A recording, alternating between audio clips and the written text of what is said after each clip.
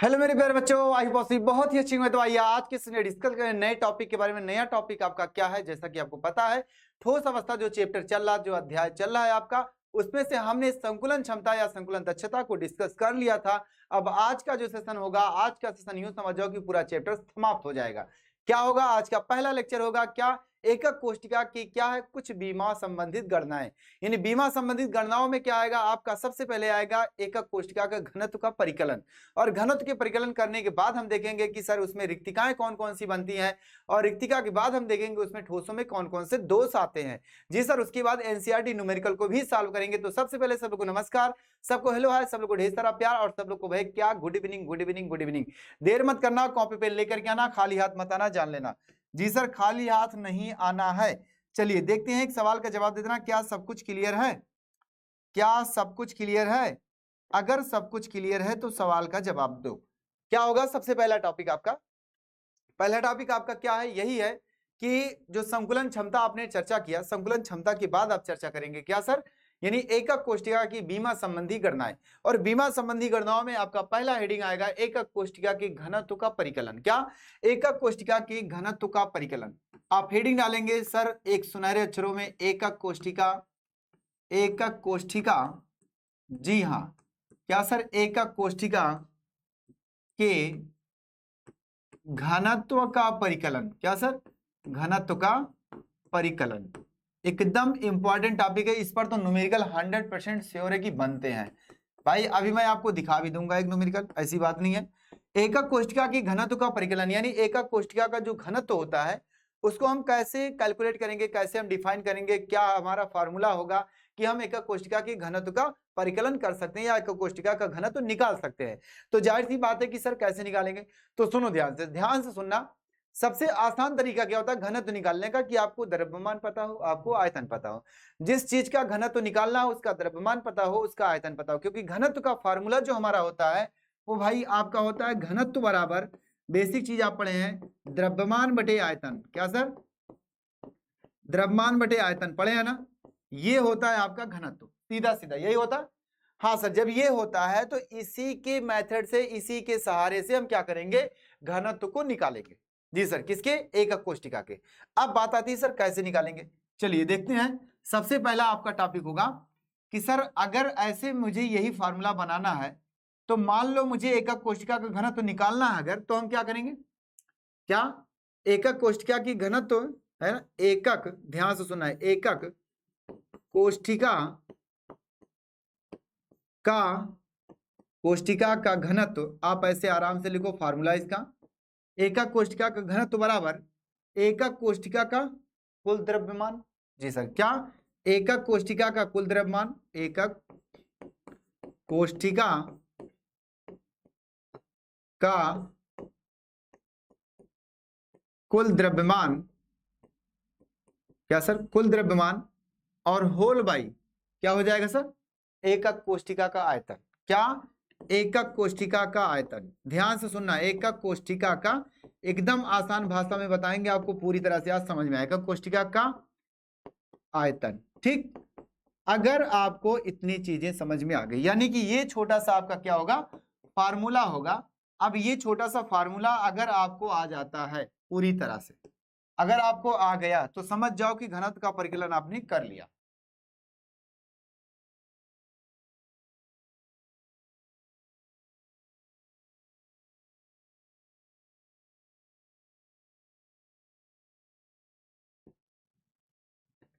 चलो चलो ध्यान से सुनना, थोड़ा सा इशू हो जाता है, कोई दिक्कत नहीं, परेशान नहीं होना। क्या आपको ये समझ में आया? देखो, एकक कोष्टिका की घनत्व का परिकलन जो हमारा है उसको सुनते रहना ध्यान से। आइए, अब फार्मूला हमने क्या किया? लिख दिया। फार्मूला लिखने के बाद हमें क्या करना है कि भाई एकक कोष्टिका का द्रव्यमान कैसे पता चलेगा? तो द्रव्यमान पता करने के लिए आपको क्या करना है कि एकक कोष्टिका को बनाने के लिए जो परमाणुओं की संख्या मिली है, जो परमाणु मिले हैं, उसी परमाणु का अगर द्रव्यमान मैं निकाल लूं तो क्या होगा? वही एकक कोष्टिका का द्रव्यमान होगा। जैसे कहने का मतलब यह है कि एक छोटा सा बॉक्स हमारा है। क्या सर? एक छोटा सा बॉक्स है। इस बॉक्स का अगर वजन हम पूछें और इस बॉक्स में हम क्या छोटी छोटी गोलियों को एडजस्ट कर दें, क्या छोटी छोटी गोलियां रख दें, मतलब बॉक्स को पूरा भर दें गोलियों से। अब मैं पूछूं अगर कि इस बॉक्स का वजन कितना होगा, तो आप क्या बोलोगे? आपको पहले पता करो इसमें कितनी गोलियां हैं। क्या कितनी गोलियां हैं। उसके बाद कहोगे सर एक गोली का वजन कितना है, उसके पता करता है। जब पता चल जाएगा आपको एक गोली का वजन और टोटल गोलियों का नंबर आप पता चल जाएगा कि कितनी गोलियां हैं और एक गोली का द्रव्यमान कितना है, तो आप क्या करोगे, सभी गोलियों का वजन जोड़ दोगे, है ना। तो जितना वजन आएगा वही उसका क्या होगा सर, क्या होगा, इस डब्बे का द्रव्यमान होगा या फिर इस बॉक्स का द्रव्यमान होगा, यही कहोगे ना। हाँ सर यही कहेंगे। तो कहने का मतलब है कि जब यहां से ये चीज पता चल रही है कि जिसका द्रव्यमान निकालना है उसमें देखो कौन सा पदार्थ भरा हुआ है, क्या रखा हुआ है, उसका वजन कितना है, कितनी मात्रा में रखा हुआ है। तो हम क्या करेंगे, एकक कोष्टिका का अगर हमें द्रव्यमान निकालना है तो हम क्या करेंगे कि एकक कोष्टिका में उपस्थित परमाणुओं की संख्या गुणे एक परमाणु का द्रव्यमान। क्या, यस सर यही बोलेंगे हम, उससे ज्यादा कुछ नहीं बोलेंगे। बात को सुनना ध्यान से, क्या यही बोलेंगे, यानी यहां से लिखेंगे एकक कोष्टिका का द्रव्यमान, एकक कोष्टिका का कुल द्रव्यमान क्या होगा, बराबर क्या, एकक कोष्टिका में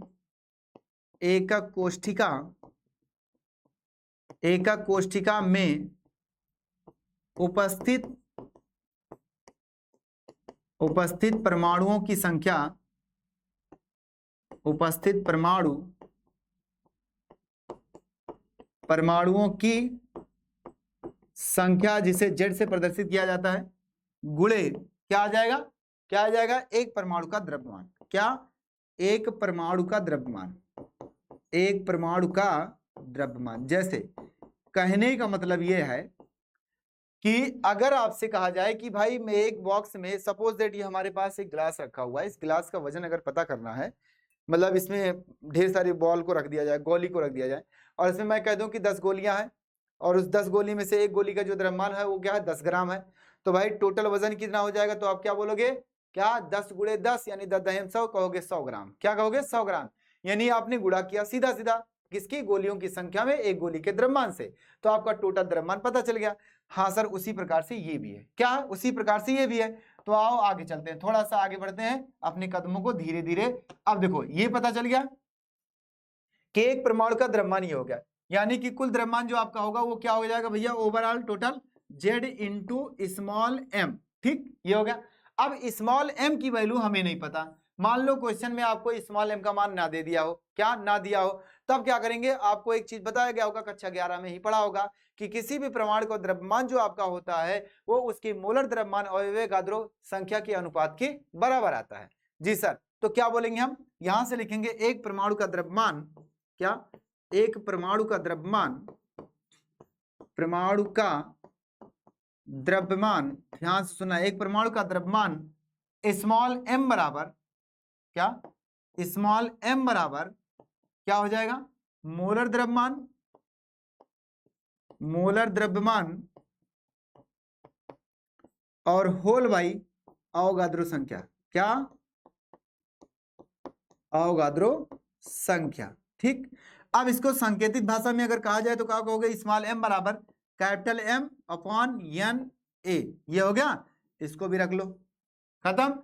अगर आप चाहो तो इसकी वैल्यू उठा के इसमें पुट कर सकते हो, क्या, इसकी वैल्यू उठा के स्मॉल m की इसमें पुट कर सकते हो। तो यहां से हम आप लिख सकते हो कि कुल द्रव्यमान जो होगा आपका कुल द्रव्यमान जो होगा आपका वो क्या होगा, कुल द्रव्यमान बराबर क्या हो जाएगा भाई, ध्यान से सुन लो मेरे लाल बाल गोपाल की जय। देखो क्या हो जाएगा, Z into capital M upon n a हो गया, यानी अवोगाद्रो संख्या। ये आ गया आपका कुल द्रव्यमान, क्या, कुल द्रव्यमान आ गया। ठीक, अब आपसे क्या करना है भैया, कुल आयतन पता करना है। तो आयतन क्या होगा, अगर आपको कोर की लंबाई पता चल जाए, क्या लंबाई गुणे चौड़ाई गुणे ऊंचाई अगर पता चल जाए तो क्या कहोगे सर, आयतन पता चल गया। तो यहां से आगे बढ़ो थोड़ा सा, इतनी बातें अगर आपको समझ में आई तो स्क्रीनशॉट लो, मैं आगे बढ़ रहा हूं, थोड़ा सा कदमों को आगे बढ़ाते हैं और उसके बाद देखते हैं क्या होता है। चलें जी सर, आगे चलते हैं, 1 2 3, थोड़ा सा थोड़ा सा थोड़ा सा, आइए देखते हैं। अब यहां से हम क्या करेंगे, एकक कोशिका का आयतन, यानी क्या हो जाएगा, माना एकक कोशिका की कोरों की लंबाइयां, एकक कोशिका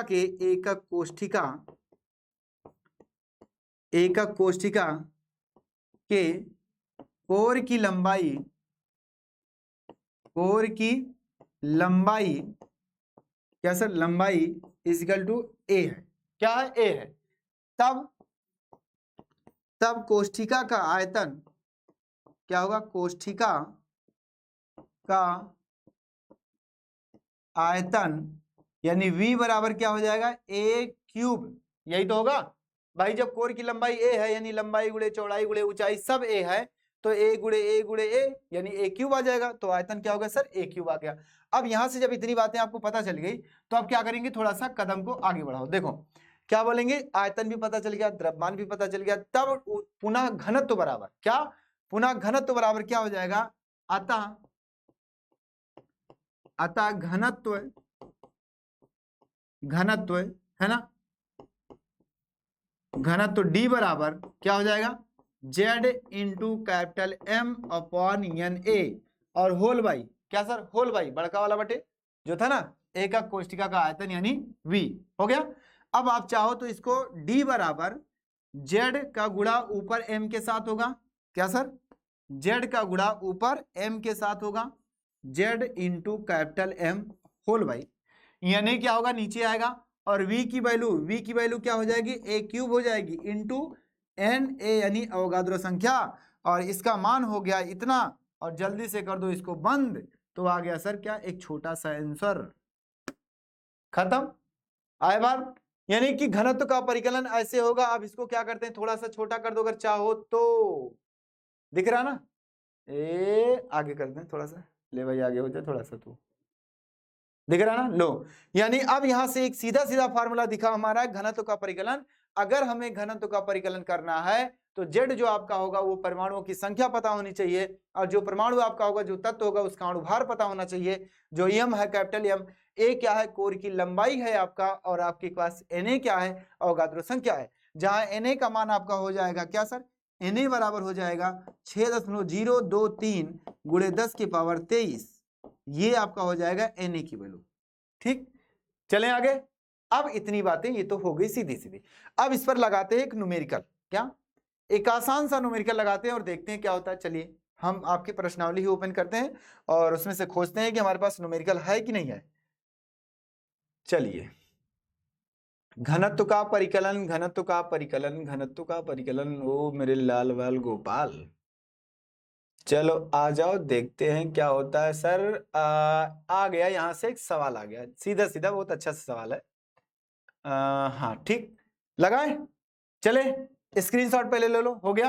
अगर स्क्रीनशॉट हो गया तो मैं एक न्यूमेरिकल स्टार्ट करता हूं इसके लिए, इसी टॉपिक पर, इसी फार्मूले पर एक न्यूमेरिकल आ गया। ओ भाई कहां चले जाते हो तुम यार, कहां चले जाते हो सर, ये चांदी वाला, ठीक, 11 नंबर सवाल एनसीईआरटी का सवाल है आपका, ध्यान से सुन लेना। ये सवाल आपका है, जो कह रहा है वो क्या कह रहा है, क्या कहना चाहता है, जरा देखो सवाल को समझने की कोशिश करना।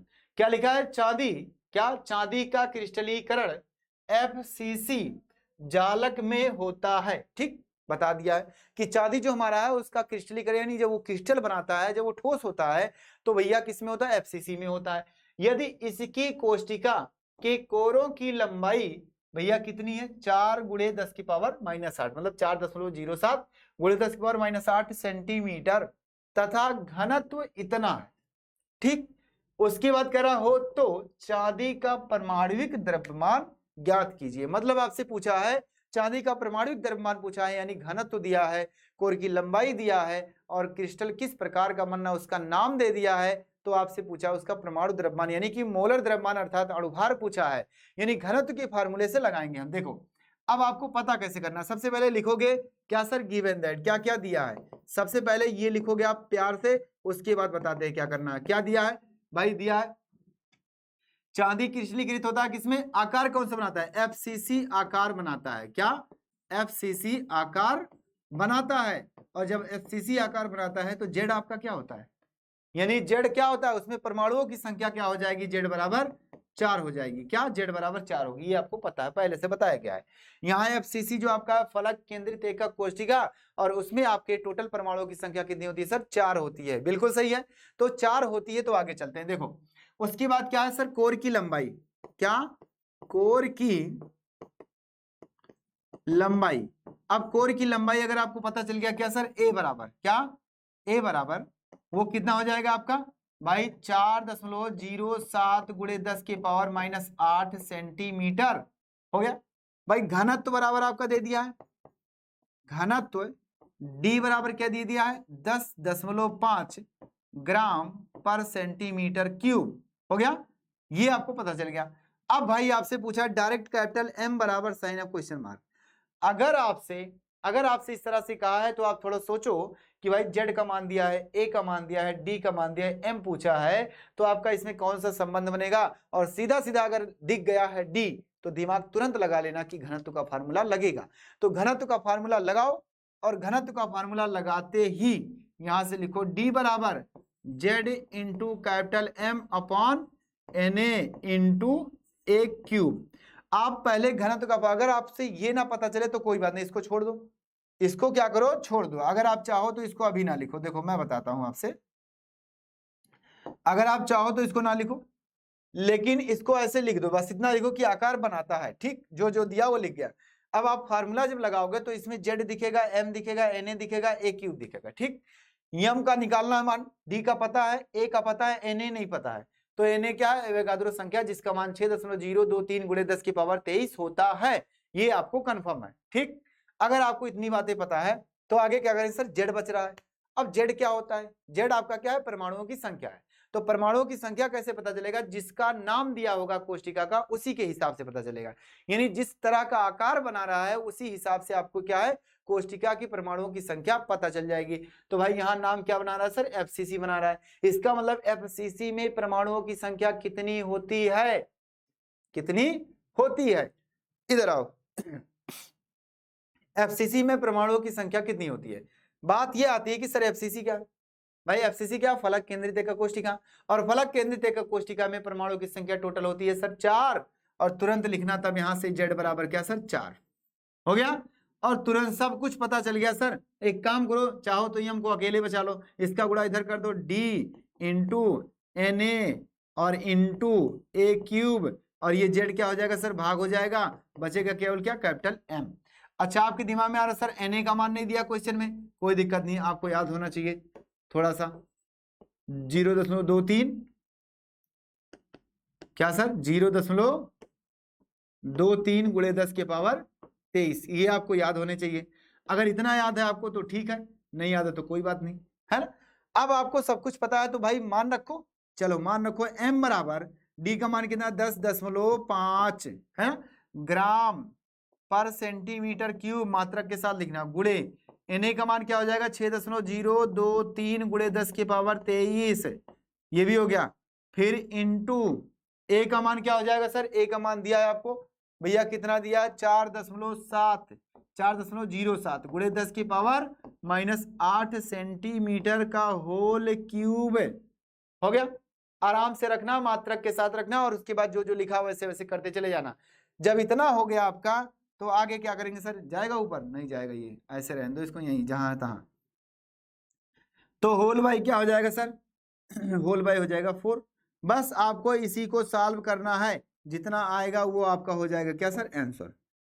सॉल्व होगा कि नहीं होगा बताओ, सब कुछ पता चल गया सर, क्वेश्चन में सब दिया था, आराम से केवल कैलकुलेट करना है बस, और कुछ नहीं करना है। क्या कैलकुलेट केवल करना है। क्या आपको समझ में आया? अगर आपको समझ में आ गया तो जल्दी से कमेंट कर देना एक बार प्यार से, आगे कैलकुलेट कर लेना, इसके आगे मैं नहीं बताऊंगा, क्यों, क्योंकि भाई आपको लगाना है। यहाँ इसका गुणा करो इसके साथ, भाई इसका 4 बार है क्या, 3 बार है, मतलब 4 गुणे 4 गुणे 4 3 बार करेंगे, 10 की पावर 3 है, 10 की पावर -8 पहले से है, और घात घात का क्या होता है, गुणा हो जाता है।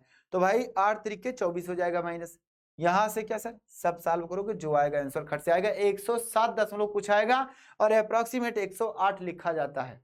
100 आएगा कि 200, 200 200 आएगा, 200 है ना, ठीक। चले 200 आएगा, 108 108 आएगा, 108 आएगा आंसर।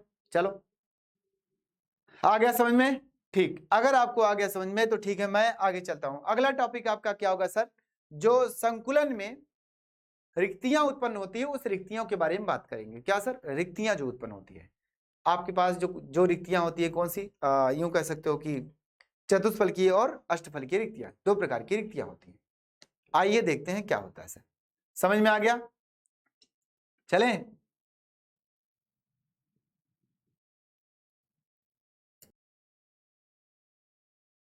चलो समझ में आ गया।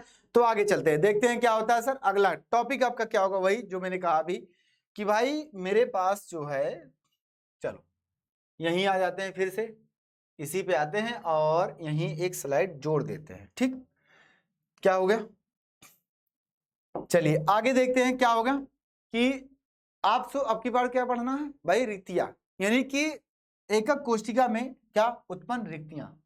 ठीक, एकक कोष्ठिका में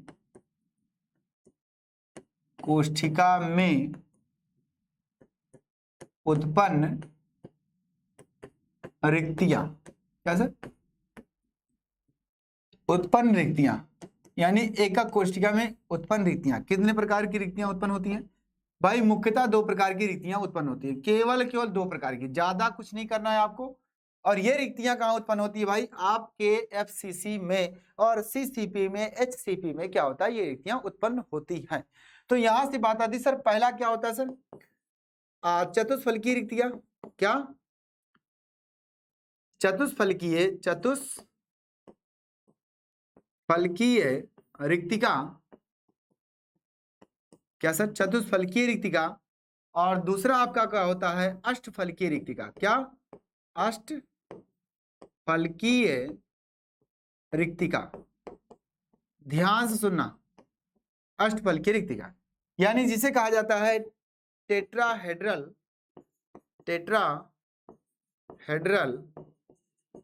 वाइड, और इसे कहा जाता है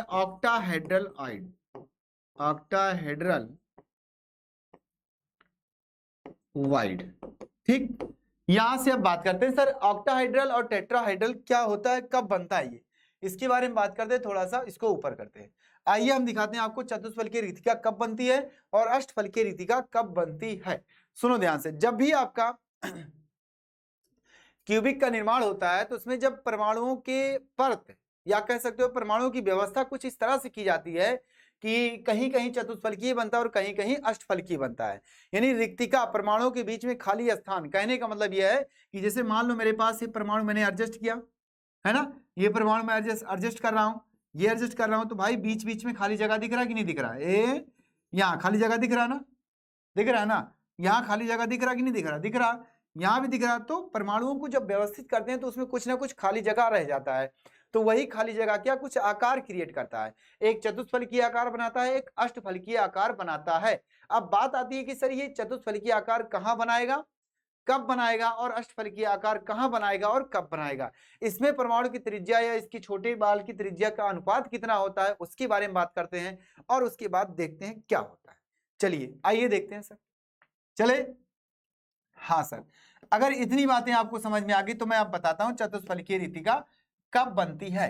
तो देखिए, जब आपके पास परमाणुओं की व्यवस्था यानी तीन परमाणु की एक सतह में होता है, अर्थात एक प्लेन में तीन परमाणु को व्यवस्थित किया जाता है, चौथे परमाणु को यदि उसके सेंटर में रख दिया जाए तो वहां क्या है, चतुष्फलकीय आकार बनता है बीच में।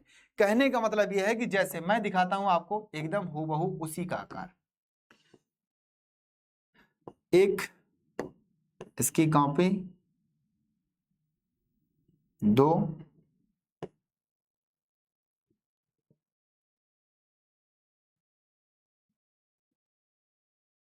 तीन, हो गया। अब ये अगर आ गया तो अगला देखो, अगला क्या होगा, ये तीन परमाणु हमने क्या किया, ऐसे व्यवस्थित कर दिया, तीन परमाणु हमने क्या किया, ऐसे व्यवस्थित कर दिया। अब ऐसे अगर हम व्यवस्थित कर दिए तो इसमें हम चौथा परमाणु, क्या चौथा परमाणु बनाए, और बनाने के बाद इसको उठा के हम क्या कर रहे हैं, इसके ऊपर ला करके ऐसे फिट कर दे रहे हैं। क्या?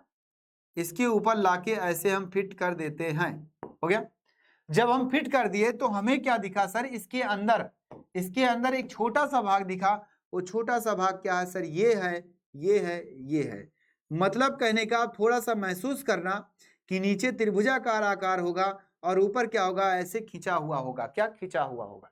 नीचे तीन कोने ऐसे फैले हुए हैं, तीन तीन, एक ऊपर की तरफ, तो क्या है सर, चतुष्फलकीय। एक फलक ये हो जाएगा, एक फलक ये हो जाएगा, एक फलक इधर वाला हो जाएगा, एक फलक नीचे वाला हो जाएगा, चार फलक। यानी कहने का मतलब कि नीचे ऐसे क्या त्रिभुजाकार होगा और ऊपर क्या खिंचा हुआ आकार, चतुष्फलकीय आकार। यानी क्या है सर, हम कह सकते हैं ये आपका है टेट्राहेड्रल वाइड। तो इस प्रकार का जो छिद्र बनेगा उसे हम चतुष्फलकीय कहेंगे। यानी 3 परमाणु अगर एक प्लेन में है, उसके सेंटर में चौथा परमाणु अगर रखा जाए ऊपर से या नीचे से कहीं से भी रखा जाए, तो वो जो आपका बनेगा, वहां जो बीच में होल बनेगा इन चारों लोगों के, वो चतुष्फलकीय आकार होगा। क्या? चतुष्फलकीय आकार होगा। अब बात ये आती है कि सर इसमें जो आकार बना है, इसमें जो बना है, इसको अगर देखना चाहो तो क्या देखोगे सर? कैसे देखोगे? देखो आप सीधा सीधा क्या सर, ऐसे सीधा सीधा कुछ करना नहीं है आपको। क्या? कुछ नहीं करना है भाई, देख लो देख लो देख लो देख लो देख लो। क्या? बस हो गया। इस तरह का आकार दिखेगा, यानी कि ये 3 जो आपके हैं नीचे वाले, ये ऊपर वाला ऐसे बीच में खोखला दिखेगा। अब ये जो खोखला दिख रहा है, इसमें भी एक छोटा सा बॉल बैठ सकता है। छोटा सा बॉल बैठ सकता है कि नहीं बैठ सकता? बैठ सकता है। समझने के लिए थोड़ा सा अपनी आंखों को खोलना। जैसे मान लो मैं यहां से मैंने 3 बॉल को जब बनाया, तो एक छोटा सा बॉल इसके बीच में, मतलब जो खाली जगह है, जो खाली जगह है उसमें सर एक छोटा सा बॉल आ सकता है कि नहीं आ सकता है? आ सकता है ना। तो मान लो इस छोटे बॉल की त्रिज्या क्या सर? स्मॉल आर है। क्या? Small R. और बड़े बॉल की त्रिज्या क्या सर? कैपिटल आर है। Capital R. तो अगर इन दोनों का है अनुपात देखना चाहूं, तो अनुपात क्या आएगा? देखो इसमें अनुपात क्या आएगा, इस बात को समझ लो जल्दी से। क्या सर? इस बात को समझ लो फटाफट। आई बात समझ में? आइए देखते हैं क्या होता है। सर अगर हम बात करें, क्या अगर हम बात करें चतुष्फलकीय वाले की, तो चतुष्फलकीय में क्या होगा? इसको थोड़ा सा ऊपर करें। इसमें छोटे बॉल की त्रिज्या स्मॉल आर, यहां से लिखेंगे क्या? क्या दिख रहा है? यहां लिख लो, माना है ना, रिक्तिका में, क्या सर? रिक्तिका में बने, है ना, परमाणु की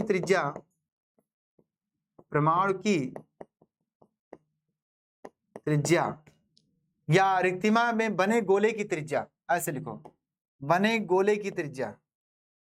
क्या सर? रिक्तिका में बने गोले की त्रिज्या, बने गोले की त्रिज्या स्मॉल आर, और क्या? परमाणु की त्रिज्या, परमाणु की त्रिज्या क्या हो जाएगी? Capital R. हो गया। अब दोनों का अनुपात जो होता है वो सदैव क्या होता है? स्मॉल आर बटे कैपिटल आर, है ना। ये इसका टू आता है 0.225, ये इतना आता है। ठीक, ये आ गया आपका। और इसको चाहो तो आप प्लस और माइनस से भी रिप्रेजेंट कर सकते हो। क्या?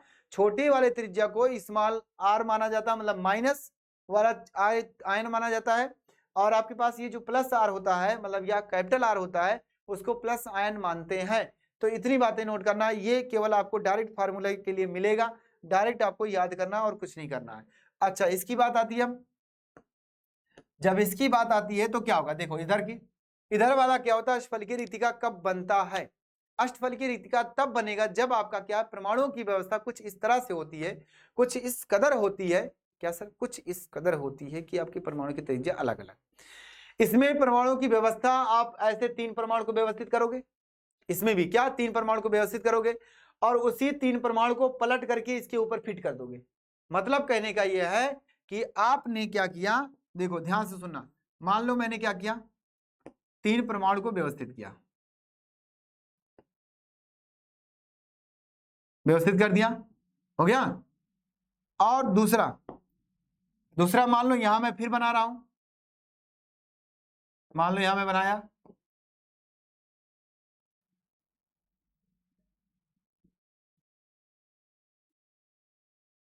उसके बाद इसको ऊपर बनाया। इतना बनाने के बाद देख लो, जरा ध्यान से देखना है। इसमें बॉल को मैंने ऊपर 2 बॉल को रखा, नीचे 1 बॉल को रखा। ठीक, इसमें क्या किया मैंने? 2 बॉल नीचे रखा, 1 बॉल ऊपर रखा। ठीक, मतलब वही है, 3 रिंग है, 3 रिंग यहां, 3 रिंग वहां। अब इसको मैं ऐसे उठाता हूं, ऐसे, और ऐसे ले जाकर के इसके ऊपर बैठा देता हूं। क्या? इसको मैं ऐसे उठाया और ऐसे ले जाकर के फिट कर दिया। जरा देखना ध्यान से। क्या? जरा ध्यान से देखना, ध्यान से देखना।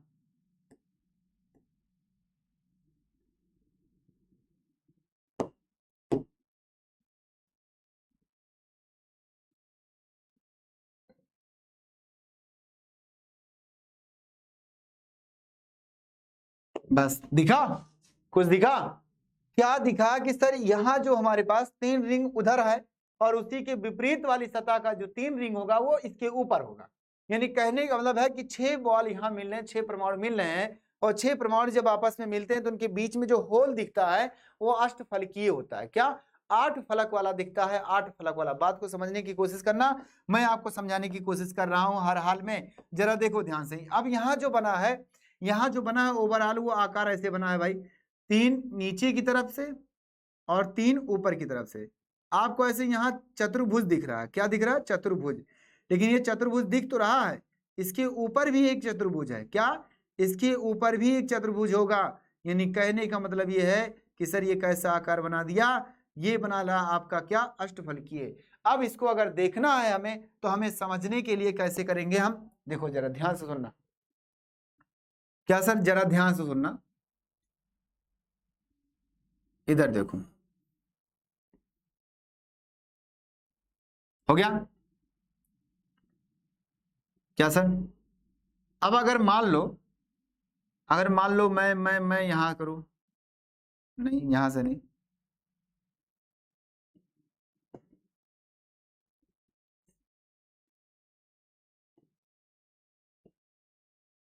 ये हो गया ऊपर खींचा हुआ, और इसके बीच में एक आ जाएगा छोटा सा पार्ट जिसको हम डॉटेड करेंगे।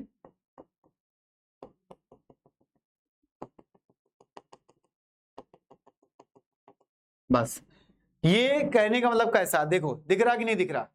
ये आपका आकार इस तरह से है, इस प्रकार से है कि भाई आपका जो चतुर्भुज है, ऐसे मान लो चौकोर नीचे है, 2 अस्तर की क्या है? एक हैंगी है। एक वाले बीच वाले सेंटर को ऐसे पकड़ के आगे खींच लो, और पीछे वाले सेंटर को आप पीछे खींच लो। मतलब हैंकी आपके पास कोई है 2 अस्तर की, और उसके ऊपर वाले हिस्से को ऐसे ऊपर खींच लो, पिरामिड बन जाएगा, और नीचे वाले हिस्से को भी खींच लो, ऐसे पिरामिड बन जाएगा।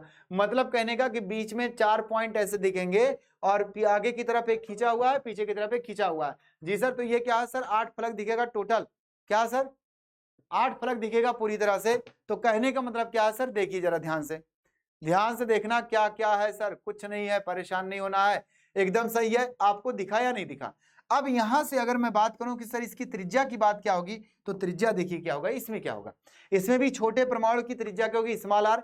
और बड़े परमाणु की त्रिज्या क्या होगी सर?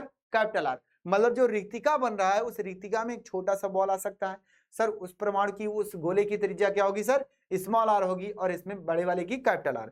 तो यहाँ भी क्या सर? स्मॉल आर बटे कैपिटल आर इक्वल टू क्या आएगा? 4.14, ये आपका आएगा, मतलब 0.414, ये आपका अनुपात आता है, ये रेशियो आता है। और इसी को small R plus minus upon R plus ये भी संकेत किया जाता है। मतलब धनायन और ऋणायनों का त्रिज्याओं का अनुपात, क्या?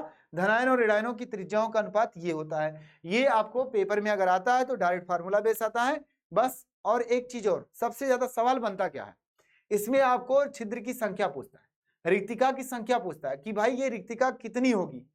कोई आकार अगर बन रहा है, एफसीसी बीसीसी जो भी बन रहा है, तो उसमें रिक्तिका कितनी होगी ये पूछा जाता है। तो इसको मैं आपको बताता हूं, थोड़ा सा इसको छोटा करूं, थोड़ा सा पहले, थोड़ा सा कि थोड़ा थोड़ा प्यार हुआ तुमसे। इधर आओ, अब बात करते हैं सर इसमें परमाणु की त्रिज्या की बात करते हैं कि परमाणु की त्रिज्या कितनी होगी। यहां से लिखेंगे क्या? माना परमाणु की त्रिज्या m है। क्या सर? माना परमाणु की त्रिज्या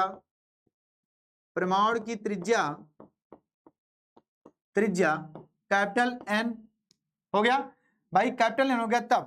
तब आपको जानते हो चतुष्फलकीय छिद्रों की संख्या या चतुष्फलकीय रिक्तिका की संख्या।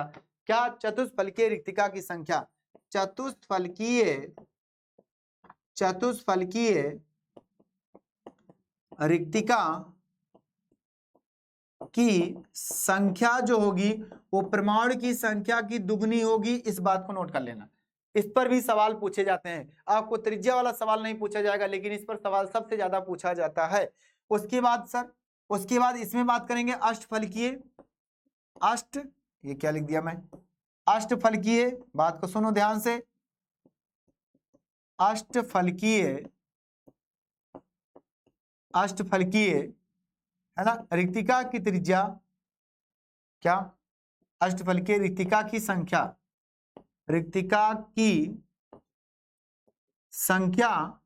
इज इक्वल टू क्या हो जाएगा? n। मतलब क्या है? परमाणुओं की संख्या के बराबर क्या होता है? अष्टफलकीय रिक्तिका की संख्या और सर चतुष्फलकीय रिक्तिका की संख्या क्या होती है? परमाणुओं की संख्या की दुगनी होती है। ये बात अपने दिमाग में बैठा लेना है, क्योंकि ये आपका न्यूमेरिकल मिलेगा। चलो देखता हूं न्यूमेरिकल है कि नहीं है, कहीं है होगा, मैं देखता हूं सर, न्यूमेरिकल देखता हूं, आपको लगे हाथ यही बता देते हैं, न्यूमेरिकल आपको दिखेगा। चले चलो देखते हैं सर न्यूमेरिकल कहीं दिखेगा कि नहीं दिखेगा। चलो रसमन ही सही मिल के मुझे देख तो लो। क्या हुआ क्या हुआ? यहां से त्रिज्या तथा न्यूटन संबंध परमाणु की त्रिज्या, देखो ये संबंध पूछा, डायरेक्ट पूछा, संबंध पूछा। अष्टफलकीय त्रिज्या है ना, अष्टफलकीय रिक्तिका की त्रिज्या और स्मॉल आर। देखो अष्टफलकीय रिक्तिका की त्रिज्या स्मॉल आर, मतलब अष्टफलकीय जो आकार बन रहा है उसमें जो गोला बन रहा है उसकी त्रिज्या क्या होगी? स्मॉल आर होगी। तथा निबिड संकुलन में परमाणुओं की त्रिज्या कैपिटल आर, मतलब बड़े वाले परमाणु की त्रिज्या कैपिटल आर। तो भैया इन दोनों में संबंध बताना है। संबंध क्या होगा? संबंध आपका देखो ध्यान से, जो आपका आया है संबंध उसे कैलकुलेट करके आप प्रूव भी कर सकते हो। एक वाला जो अष्टफलकीय वाला है, अष्टफलकीय वाले को आपको ऐसे सोचना कि अष्टफलकीय में क्या होता है, क्या होता है, यूं समझ जाओ कि 4 बॉल नीचे दिखे और 4 बॉल ऊपर दिखे, है ना। कैसे समझ में आएगा आपको? जब आपको ऐसे करके बिठाया गया था बॉल, है ना, याद है, याद है, इस तरह से। तो क्या हुआ कि ये जो आपकी बॉल थे ये दोनों, ये 4 के चारों क्या है? एक प्लेन में होंगे, और ये ऊपर होगा एक नीचे होगा। मतलब कहने का कि 4 बॉल ऐसे, सर 4 बॉल ऐसे, और एक इसके ऊपर और एक इसके नीचे, जस्ट इसके नीचे। समझ में आ गया? क्या इसके जस्ट नीचे होता है, आपको इस बात को समझने की कोशिश करना। तो उसी हिसाब से हम क्या करेंगे, देखो अब मैं बताता हूं कि इसके जस्ट नीचे होता है, तो जो छिद्र बना वो कहां बना सर? बीच में बना। क्या वो बीच में बना? हाँ सर बीच में बना। अब इसका आकार कैसे होगा? देखो इसको अगर देखना है, समझ लिए हम इतना, तो इसका जो आकार हम बनाएंगे वो क्या बनाएंगे? मान लो मेरे पास क्या है सर, माना हम तुमसे खफा हैं, ये मान लो ये बना दिया। अब क्या सर, परमाणुओं को हम व्यवस्थित कर रहा हूं,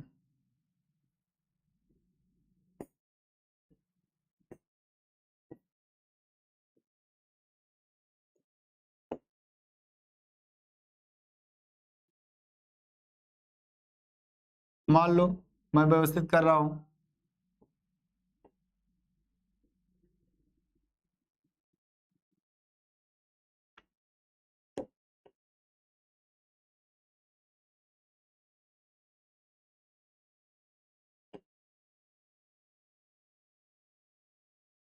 मान लो ऐसे करके, चलो ये थोड़ा छोटा बड़ा हो जाता है, ऐसे करके ये एडजस्ट कर रहे हैं, है ना। हो गया। मैंने क्या किया, 4 बॉल को ऐसे दिखा दिया। अब जब 4 को दिखा दिया तो इसमें छोटा सा एक छोटा सा नन्हा मुन्ना एक छोटा सा, है ना, छोटा सा एक क्या बनेगा सर? एक छोटा सा बन गया एक गोला। ठीक बना सर? बना कि नहीं बना? बना। अब बात आती है कि सर इसको कैसे हम प्रूव करेंगे। देखो जो बीच वाला आपका गोला है जो छोटा सा है, ये आपका क्या है? अष्टफलकीय जो रिक्तिका बनी हुई है उस रिक्तिका की क्या है? गोला है। उस रिक्तिका के अंदर जो बना हुआ छोटा सा गोला है उसकी बात कर रहे हैं, तो उसकी त्रिज्या क्या होगी? Small R. चलो मान लो ये हमारा सेंटर है, क्या सर? ये सेंटर है, इसकी त्रिज्या स्मॉल आर। इसको मान लो मैं ऐसे करके मिला दिया, इधर भी ऐसे करके मिला दिया। हाँ सर ये हो गया। अब आगे देखो, आगे क्या होगा? ये क्या है आपका? यहां से यहां तक क्या है? कैपिटल आर है, और यहां से यहां तक क्या है आपका? कैपिटल आर है। ये भी क्या? कैपिटल आर है। भाई ये क्या है आपका? कैपिटल आर, और यहाँ क्या है? Small R. ये क्या? स्मॉल आर, और यहाँ क्या है? कैपिटल आर है। ठीक समझ में आ गया? तो ये संबंध जो आपका है इसको थोड़ा सा बड़ा करके अगर आप देखना चाहते हो तो देख लेना, ऐसी बात नहीं है भाई। तुम मत जाओ यार इधर उधर, रहने दो, तो भागने लगता है इधर उधर। चलो रहो, तुम यहीं रहो, कहीं हिलो मत। चलो ठीक, ये देखो आपका ये हो गया आपका। अब जब इतनी बातें आपको समझ में आ गई तो हम क्या करेंगे कि यहाँ क्या लग रहा है आपको? अगर ये वर्ग दिख रहा है, ये वाला जो है ये वर्ग है, ये समझ जाओ वर्ग है। अब वर्ग में आपको अगर कहा जाए कि सर जो सेंटर पर इन दोनों को मिलाया गया तो यहाँ क्या बनेगा? 90 डिग्री का कोण बन रहा है। और 90 डिग्री का जो कोण बन रहा है तो ये क्या हो गया लंब और ये हो गया आधार, ये हो गया क्या कर्ण। यानी इसी त्रिभुज को, यानी जो आपके पास ऐसे करके त्रिभुज है, यहाँ 90 डिग्री बन रहा है, इसको थोड़ा सा ऐसे घुमा दो तो क्या लगेगा, क्या लगेगा सर, ये 90 डिग्री, ये क्या हो जाएगा सर कर्ण, क्या हो जाएगा ये कर्ण, ये हो जाएगा कर्ण, है ना। और ये पलट के गया इधर तो ये हो गया लंब, क्या ये हो गया लंब, यानी ये क्या है लंब है, और ये क्या है सर आधार, क्या आधार है। बात आई समझ में। तो इसका मतलब क्या होगा कि जो वर्ग में एक त्रिभुज बन रहा है छोटा सा, वो क्या समकोण है। अब समकोण त्रिभुज है तो इसके आधार पर क्या क्या करेंगे हम, इसी के आधार पर हम इसका मान निकालेंगे। देखो इसको कैलकुलेट करने की अगर बात आएगी तो यहां से पहले इसको संकेत दे दो ए बी ओ, क्या इसका संकेत ओ दे दो। तो त्रिभुज ए बी ओ में, त्रिभुज ए बी ओ में या ए ओ बी में, क्या ए ओ बी में, ए ओ बी में क्या हो जाएगा, पाइथागोरस प्रमेय से आपका आ जाएगा यहां से क्या कर्ण बराबर, यानी कर्ण का स्क्वायर बराबर क्या हो जाएगा, क्या हो जाएगा, यानी कर्ण का स्क्वायर बराबर लंब का स्क्वायर और धन आधार का स्क्वायर, ये बचपन में आप पढ़ चुके हैं। तो भाई कर्ण हमारा क्या है r प्लस आर, यानी 2r अर्थात 2r का होल स्क्वायर इजिकल टू, ये लंब क्या है, यहां से यहां तक की दूरी अगर देखेंगे सेंटर तो स्मॉल r और प्लस कैपिटल आर, मतलब दोनों को जोड़ देंगे तभी तो वो लंबाई पता चलेगा। भाई यहाँ स्मॉल आर की भी कुछ त्रिज्या है, भाई कैपिटल आर भी कुछ है, तो दोनों को जोड़ेंगे तभी तो वहां से लेकर के यहाँ तक का आएगा। हाँ सर, तो क्या हो गया कि capital R plus small R का होल स्क्वायर, और ऐसे वो भी है उधर भी है capital R plus small R का होल स्क्वायर, ये दोनों सेम है तो दो बार हो गया, ये हो गया आपका 4r स्क्वायर यानी 4r स्क्वायर, ये हो गया 2r प्लस स्मॉल आर का होल स्क्वायर। ठीक, ओ भाई इसको डिवाइड कर दो, कट गया। अब जब कट गया तो इसको क्या करना है, देखो सॉल्व करना है, बस बस बस केवल क्या करना, सॉल्व करना। ठीक, क्या है क्या है क्या है, ध्यान से सुनो क्या है। अब इसको क्या करना है, सिर्फ और सिर्फ सॉल्व करना है। सॉल्व करने के लिए क्या है, यहाँ आ गया क्या सर 2r का स्क्वायर, और ये आ गया sir capital R plus small R का होल स्क्वायर, दोनों पक्षों का वर्गमूल ले लो। क्या सर, दोनों पक्षों का वर्गमूल लेने पर, दोनों पक्षों का वर्गमूल लेने पर, क्या वर्गमूल लेने पर, तो भाई जब वर्गमूल ले लोगे तो बताओ क्या होगा, कुछ होगा, कुछ नहीं। ये √2 यानी 2 का वर्गमूल नहीं आएगा तो √2 हो जाएगा, और भाई r का वर्गमूल r हो जाएगा, इसका टू इसका वर्गमूल r प्लस r, ये तो स्क्वायर गायब हो जाएगा, हो गया। तो भाई जब गायब हो गया तो यहां से हम क्या करेंगे, r को एक तरफ कर लो, r को एक तरफ कर लो, क्या हो जाएगा आपका, देखो ध्यान से, यानी √2 कैपिटल R, ये r प्लस में इधर आएगा, क्या हो जाएगा सर माइनस में, ये हो जाएगा r, इसका टू ये r बचेगा अकेले। अब ये √2 की वैल्यू आपको पता है, r कॉमन ले लो, r कॉमन ले लो, √2 माइनस 1 इसका टू स्मॉल r, इस r को उधर कर दो, यानी स्मॉल r बटे कैपिटल R हुआ, और ये √2 की वैल्यू 1.414 होती है, और माइनस करके 1, अगर इसको हम क्या करेंगे सर, इसको हम क्या करेंगे घटाएंगे अगर, तो ओवरऑल आ जाएगा स्मॉल r बटे कैपिटल R इजिकल टू 0.414। क्या आपको समझ में आया, देखो सिद्ध हुआ कि नहीं हुआ, संबंध दिखा। हाँ सर, ये आपको ऐसे कैलकुलेशन करना पड़ेगा। तो कैलकुलेशन करने के लिए आपको थोड़ा सा दिमाग लगाना है कि अष्टफलकीय कब बनता है, कैसे बनता है, अगर ये आप बना ले गए तो ये कैलकुलेशन आपके लिए आसान हो गया। इतनी बातें समझ में आई, अगर आपको समझ में आए तो जल्दी से कमेंट करो, मैं आगे चलता हूं। अब बात करते हैं सर दोष के बारे में। हाँ, क्या दोष के बारे में बात करेंगे, यानी जो अपूर्णताएं आती हैं, जो कमियां होती हैं। चलिए स्क्रीनशॉट लो, फटाक से नोट करो।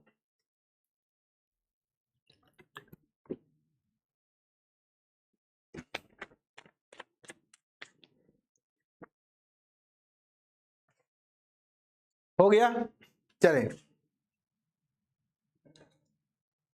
आइए देखते हैं आगे क्या होगा। सर अगला 2 क्वेश्चन तो ऐसे लगे हाथ सॉल्व हो गए। अगली बात करते हैं सर, इसके बाद क्या होगा, इसके बाद क्या होगा, अब हम बात करेंगे सर अपूर्णता, क्या ठोसों में अपूर्णताएं, क्या ठोसों में अपूर्णताएं, ठोसों में अपूर्णताएं की बात करते हैं। क्या सर, ठोसों में अपूर्णताएं, अपूर्णताएं, इम्परफेक्शन ऑफ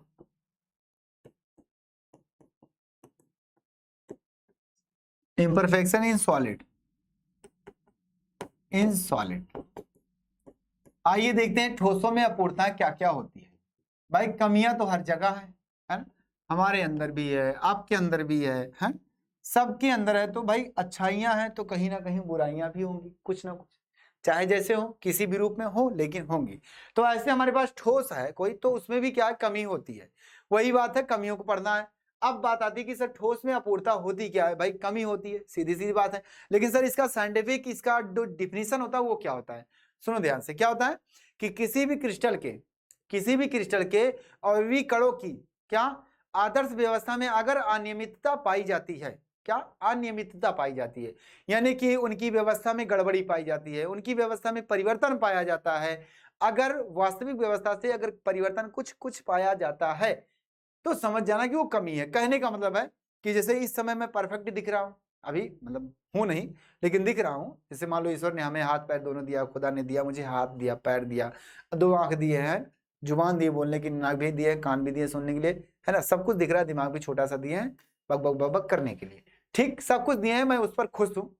लेकिन मान लो कुछ समय के बाद एक हाथी ना हो, सपोज दैट हाथी ना रहे, खुदा ना करे ऐसा हो यार, किसी का ना हो, मेरा भी ना हो, क्या होता है सपोज दैट हो ही ना, तो उस समय अगर कोई देखेगा तो क्या कहेगा, भाई ये इंसान अब परफेक्ट नहीं है, पहले परफेक्ट थे, पहले सही था, लेकिन अब इनके अंदर क्या कमी आ गई है, कमी ये आ गई है कि सर इनके हाथ ही नहीं है।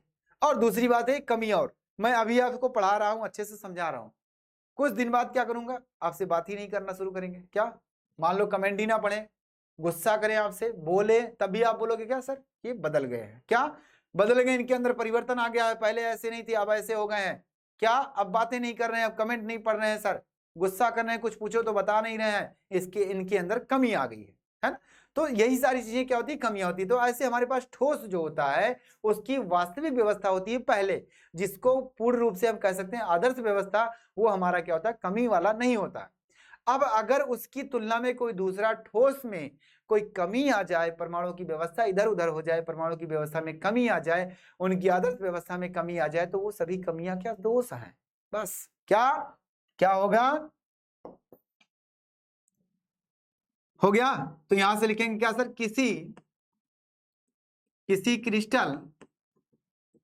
किसी क्रिस्टल के अवयवी कणों, क्या सर, अवयवी कणों की आदर्श व्यवस्था में अनियमितता या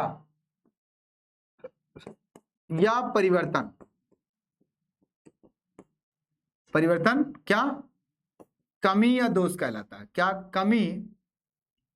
कमी या अपूर्णता या दोष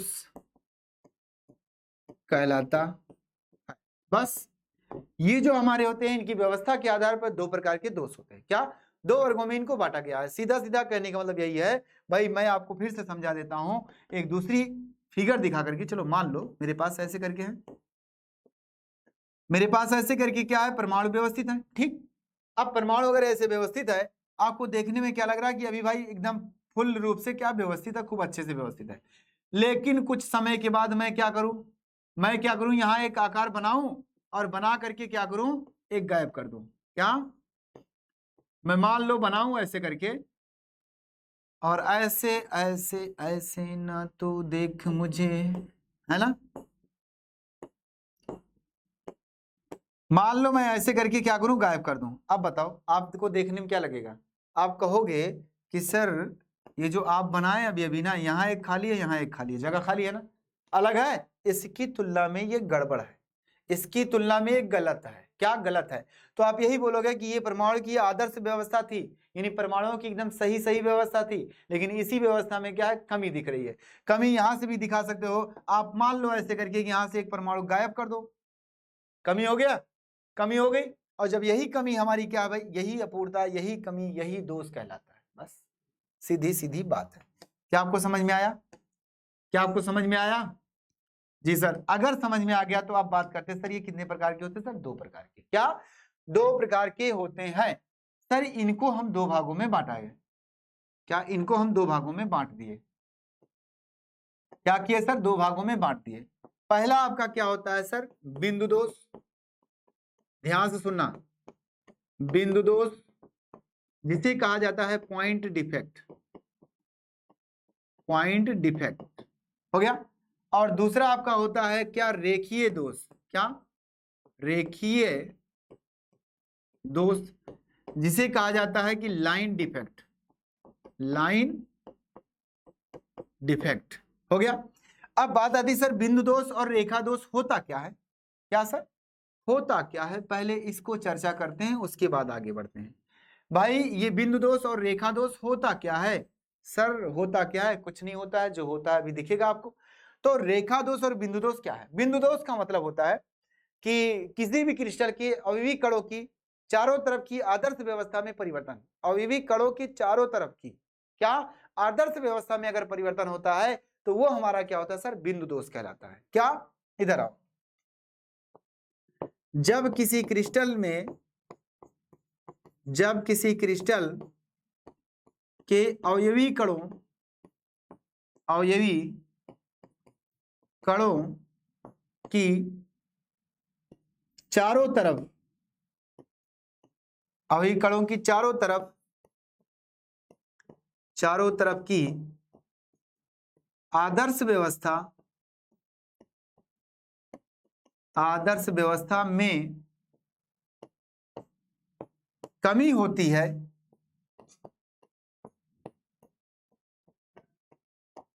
तो बिंदु दोष उत्पन्न होता है। क्या, तो बिंदु दोष कहलाता है। तो बिंदु दोष, बिंदु दोष कहलाता है। क्या सर, बिंदु दोष कहलाता है। बात आ गई समझ में। इतनी बातें जब हो गई तो कोई दिक्कत नहीं सर, पता चला। अब सर इसको जरा फिगरली दिखा दीजिए, आप कहोगे, आपके अपने दिमाग में एक आएगा सवाल कि सर इसको फिगरली दिखा दीजिए। तो सुनो, पहले एक बात फिर से सुन लो, कान खोल के जब समझने की कोशिश करो, आप इसको महसूस करो कि सर जब किसी क्रिस्टल के अवयवी कणों में, यानी क्रिस्टल बनता है तो छोटे छोटे कणों से मिलकर के बना, उनकी कणों की चारों तरफ की आदर्श व्यवस्था में कमी पाई जाए, क्या आदर्श व्यवस्था में कमी या परिवर्तन होती है, तो उस तरह के दोष को क्या बोलते हैं, बिंदु दोष। यानी एक प्रकार से बिंदु बन जाता है, एक प्रकार से खाली जगह हो जाता है। अब वही बात है कि यहां से क्या सर ऐसे परमाणु थे, ऐसे परमाणु थे, है ना, ऐसे मान लो ये सभी परमाणु थे। अब ये सभी परमाणु हमारे क्या है सर, एक आदर्श व्यवस्था बनाए हुए हैं। यानी हम क्या कर रहे हैं, इसी में से एक को गायब कर दे रहे हैं, गायब कर दिया। अब मान लो यहां से हम गायब कर दे, यहां से भी गायब होगा, तो आपको देखने पर यह पता चलेगा कि सर यहाँ एक परमाणु गायब हुआ और यहाँ गायब हुआ दो परमाणु, ठीक। तो अब अगर देखा जाए तो कहोगे कि ये परमाणु जो सभी चारों तरफ है, इनके चारों तरफ की व्यवस्थाएं क्या सर गड़बड़ हो गई, मतलब इसके इधर वाली व्यवस्था गड़बड़ है, इसके इधर वाली व्यवस्था गड़बड़ है, इसके इधर वाली, इसके नीचे वाली, तो ये व्यवस्था क्या गड़बड़ है। अर्थात ये बिंदु क्या यहाँ नहीं है, यहाँ अवयवी कण नहीं है, जिससे क्या होल क्रिएट हो गया है, जिससे खाली जगह दिख रहा है, जिससे अवकाश दिख रहा है, और हम कह सकते हैं बिंदु के समान है, इसलिए बिंदु दोष हो जाएगा ये आपका। आई बात समझ में, चले सर एकदम सही से आ गया, ठीक। अगर आपको इतनी बातें समझ में आ गई है तो हम आगे बढ़ते हैं थोड़ा सा, इधर आओ, इधर आओ, चलिए देखते हैं सर। ये आपका हो गया बिंदु दोष, ठीक। अब आपके सामने आता है क्या सर, अब आपके सामने आता है रेखा दोष। क्या सर, रेखा दोष आपका क्या होता है, रेखा, रेखीय दोष किसी क्रिस्टल के अवयवी कणों को मिलाने वाली पंक्ति में क्या है, अगर परिवर्तन पाया जाए, ठीक, किसी क्रिस्टल के अवयवी, क्या किसी क्रिस्टल के अवयवी कणों को मिलाने वाली दिख रहा उधर, हाँ मिलाने वाली दिखेगा अभी, मिलाने वाली आदर्श व्यवस्था, सॉरी मिलाने वाली पंक्ति की आदर्श व्यवस्था में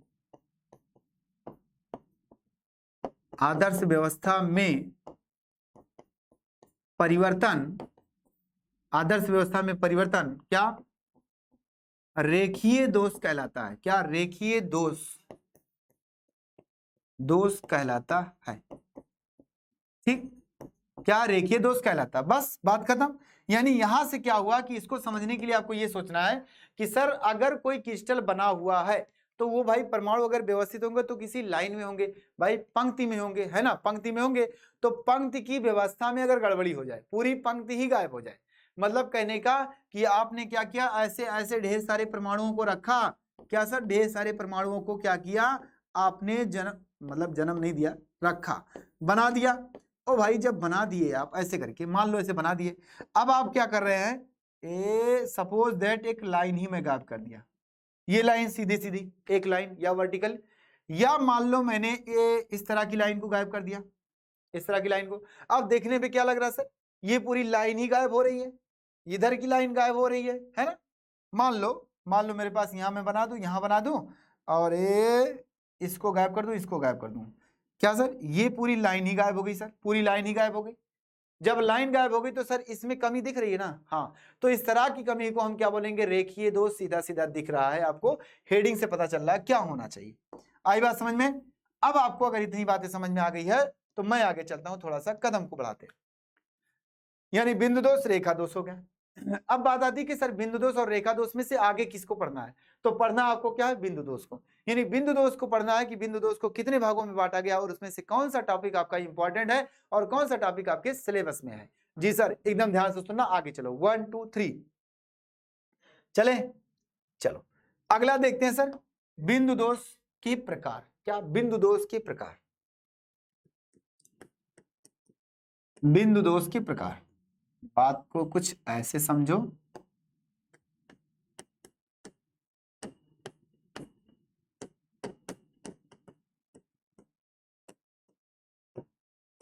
बिंदु दोष के प्रकार, क्या, types of point defect.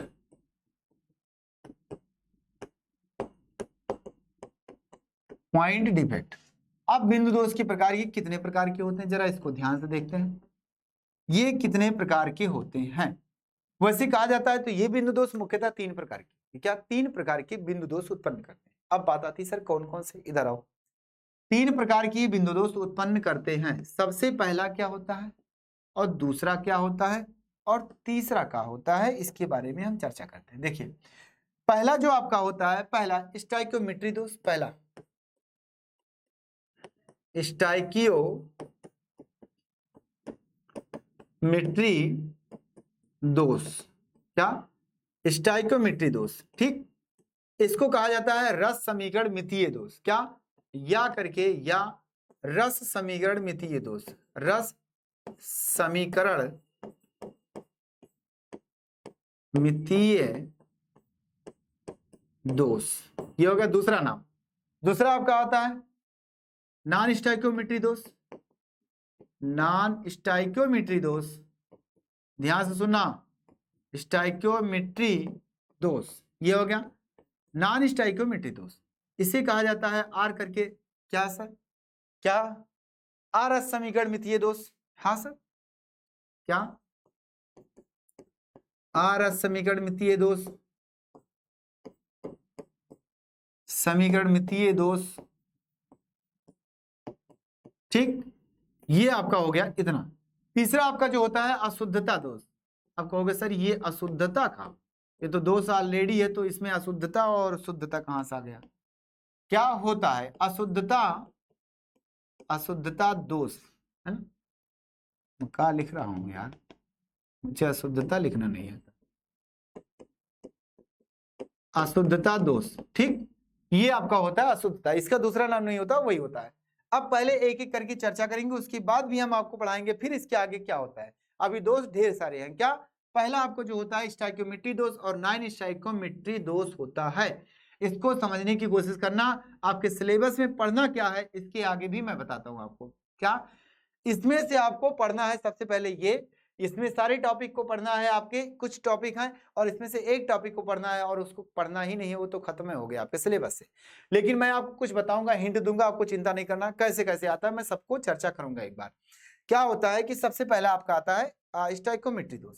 Stoichiometry दोष का मतलब होता है कि ऐसे दोष जिसमें क्या, इन ठोसों की स्टाइकियोमेट्री विक्षुब्ध ना हो, मतलब उसकी स्टाइकियोमेट्री में परिवर्तन ना हो, अब स्टाइकोमेट्री क्या होता है सर, पहले ये बताइए, क्या स्टाइकोमेट्री क्या होता है पहले ये बताओ। आपने 2 बार स्टाइकोमेट्री स्टाइकोमेट्री बोल दिया, लेकिन ये होता क्या है? तो स्टाइकोमेट्री का मतलब होता है कि भाई उसके भौतिक गुण, बात को समझने की कोशिश करना कि कोई भी हमारे पास ठोस अगर है, उसकी फिजिकल प्रॉपर्टी में अगर कोई परिवर्तन होता है तो फिजिकल प्रॉपर्टी को ही बोलेंगे स्टाइकोमेट्री, और अगर परिवर्तन हुआ तो स्टाइकोमेट्री में परिवर्तन। यानी कहने का मतलब है कि स्टाइकोमेट्री का मतलब होता है दूसरी भाषा में भौतिक गुण। क्या? भौतिकी गुण।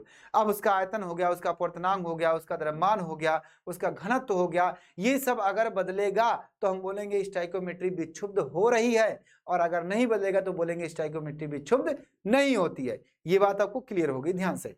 क्लियर हो गया? हुआ क्लियर कि नहीं हुआ बताओ? हो गया क्लियर सर, हो गया। एक घूंट जल लेने दो। आओ देखते हैं, आगे चलते हैं सर। ठीक है, ये हो गया। अब इसके बारे में हम चर्चा करते हैं कि स्टाइकोमेट्री में, यहाँ स्टाइकोमेट्री की बात हो गई कि ऐसे क्रिस्टलीय ठोस, क्या ऐसे दोष जिसमें उस क्रिस्टल ठोस की स्टाइकोमेट्री विक्षुब्ध नहीं होती है, स्टाइकोमेट्री दोष कहलाते हैं। आपको ये लिखना है। आगे बात आती है सर, स्टाइकोमेट्री दोष हमारा जो होता है वो मुख्यतः 2 प्रकार से। क्या सर? 2 प्रकार से। 2 प्रकार से क्या सर? वैसे तो कहा जाता है सर एक ही प्रकार, यानी एक होता है क्या, अंतराकाशी दोष।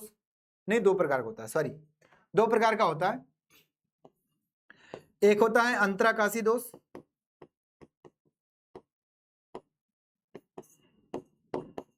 अंतराकाशी दोष, या उष्मागतिकीय दोष। क्या सर? या उष्मागतिकी दोष हो गया। दूसरा आपका होता है रिक्तिका दोष। क्या सर? रिक्तिका दोष। ये हो गया आपका। यानी इन दोनों में से आपको कुछ पढ़ना है, इन दोनों में से भी आपको एक पढ़ना है, लेकिन मैं चर्चा करूंगा आपको पहले। यानी स्टाइकोमेट्री का होगा फार्मूला, मतलब डिफिनीशन हो गया। क्या था कि ऐसे क्रिस्टलीय ठोस जिनकी स्टाइकोमेट्री परिवर्तन नहीं होती है, वह हमारा क्या होता है, स्टाइकोमेट्री दोष कहलाता है। मतलब उनकी अवयवी कणों की व्यवस्था बदलेगी, उनमें बिंदु दोष, रेखा दोष होगा, लेकिन उनके क्या भौतिक गुण नहीं बदलेंगे। तो हम कह सकते हैं कि भाई वो क्या है, हमारा स्टाइकोमेट्री दोष है। ठीक, आगे बात आती है सर अंतराकाशी दोष और उष्मागतिकीय दोष। अंतराकाशी दोष का मतलब ये होता है कि कोई भी ठोस हमारा है, अगर कोई भी ठोस है और उस ठोस के बीच में अगर खाली जगह है, बात को सुनना ध्यान से, एकदम गौर से सुनना, आपको लिखना नहीं पड़ेगा। कोई भी ठोस अगर है मान लो, और उस ठोस के अवयवी कण अगर व्यवस्थित है, और व्यवस्थित होने के बाद उनके बीच बीच में खाली जगह छूटा हुआ है, अगर खाली जगह छूटा हुआ है उसमें आकर के कोई परमाणु दूसरा आकर बैठ जाए, क्या कोई परमाणु आकर के उसमें दूसरा बैठ जाए, ठीक, तो वो क्या होगा सर, अंतराकाशी दोष हो गया। ठीक, लेकिन दूसरी बात, उष्मागतिकी का नाम दिया वही। दूसरी बात ये होती है कि कोई भी ठोस अगर है और उस ठोस को हम क्या कर रहे हैं, गर्म कर रहे हैं। क्या हम गर्म कर रहे हैं? सपोज दैट मेरे पास यही ठोस है, यही इनके कण ऐसे कुछ व्यवस्थित है, इसको हम गर्म कर रहे हैं, गर्म कर रहे हैं, गर्म करते करते ये धीरे धीरे पिघलने लगा।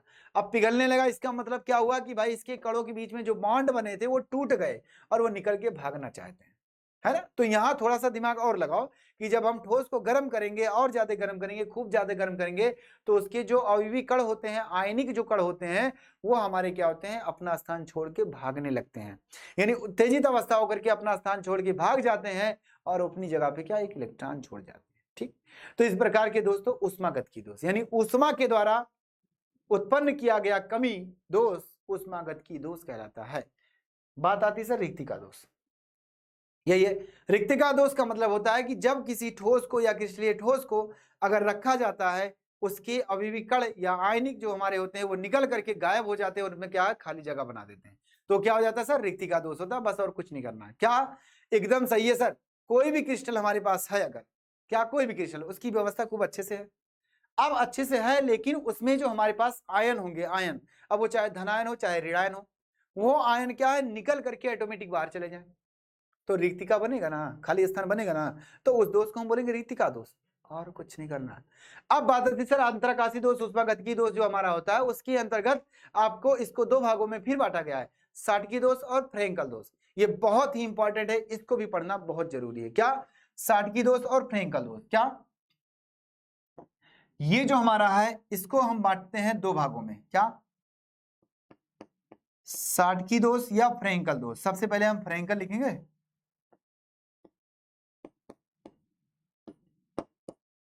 फ्रेंकेल दोष और दूसरा होता है साटकी दोष। साटकी दोष, ठीक।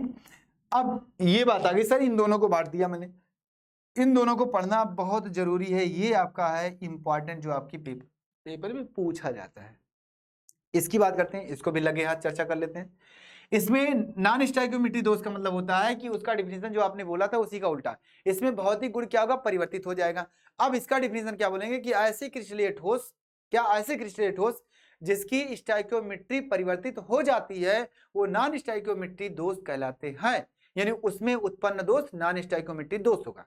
फिर से सुनना, यानी ऐसे क्रिस्टलीय ठोस, क्या ऐसे क्रिस्टलीय ठोस या ऐसे दोष या क्रिस्टल ठोसों में उत्पन्न ऐसे दोष जिसकी स्टोइकियोमेट्री विक्षुब्ध हो जाती है, जिसकी स्टोइकियोमेट्री में परिवर्तन हो जाता है, वो नॉन स्टोइकियोमेट्री दोष कहलाता है। अब इसमें आता है, ये भी दो प्रकार का होता है। क्या? दो प्रकार का होता है। एक होता है धातु अधिक दोष, एक होता है धातु न्यून दोष। बात को सुनना ध्यान से, क्या होता है? एक होता है धातु अधिक दोष, एक होता है धातु न्यून दोष। सर क्या क्या है? तो बहुत ज्यादा है। एक होता है धातु अधिक दोष, धातु अधिक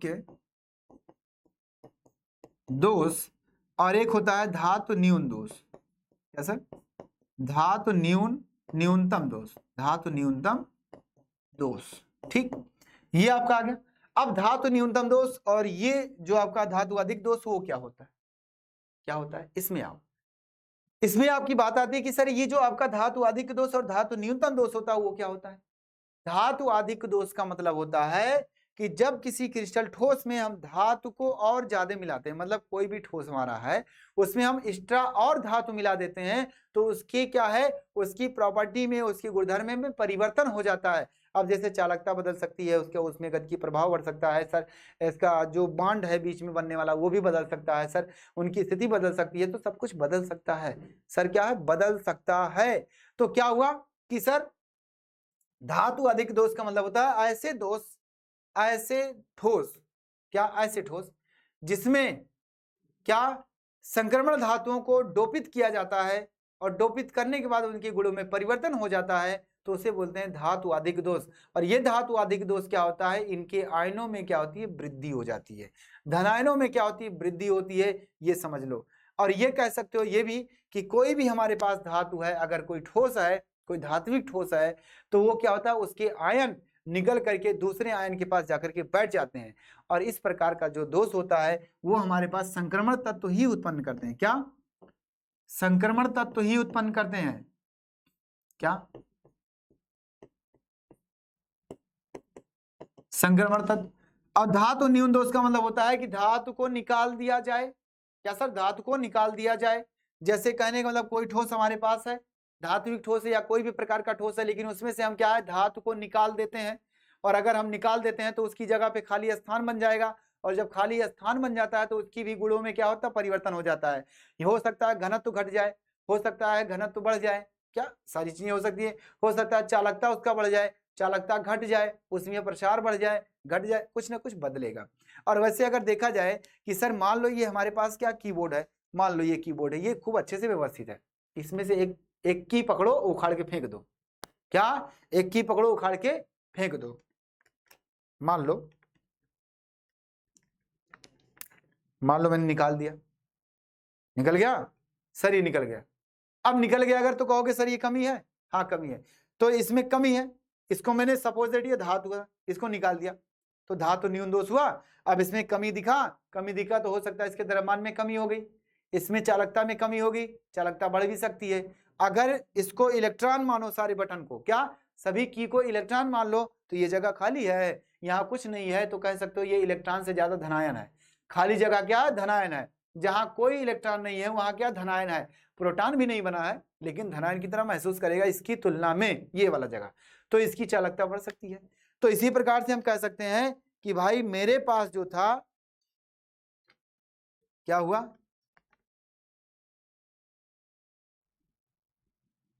हो गया? जरा ध्यान से सुनना।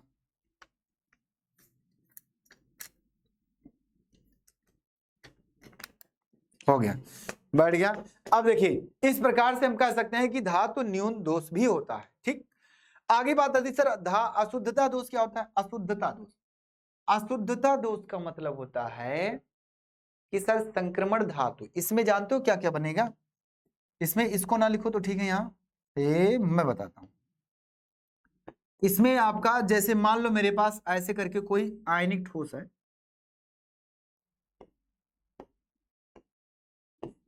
ऐसे मान लो आयनिक ठोस है m प्लस और n minus m plus n minus m plus n minus m plus और n minus m plus n minus m plus और n माइनस m प्लस और n माइनस m प्लस हो गया।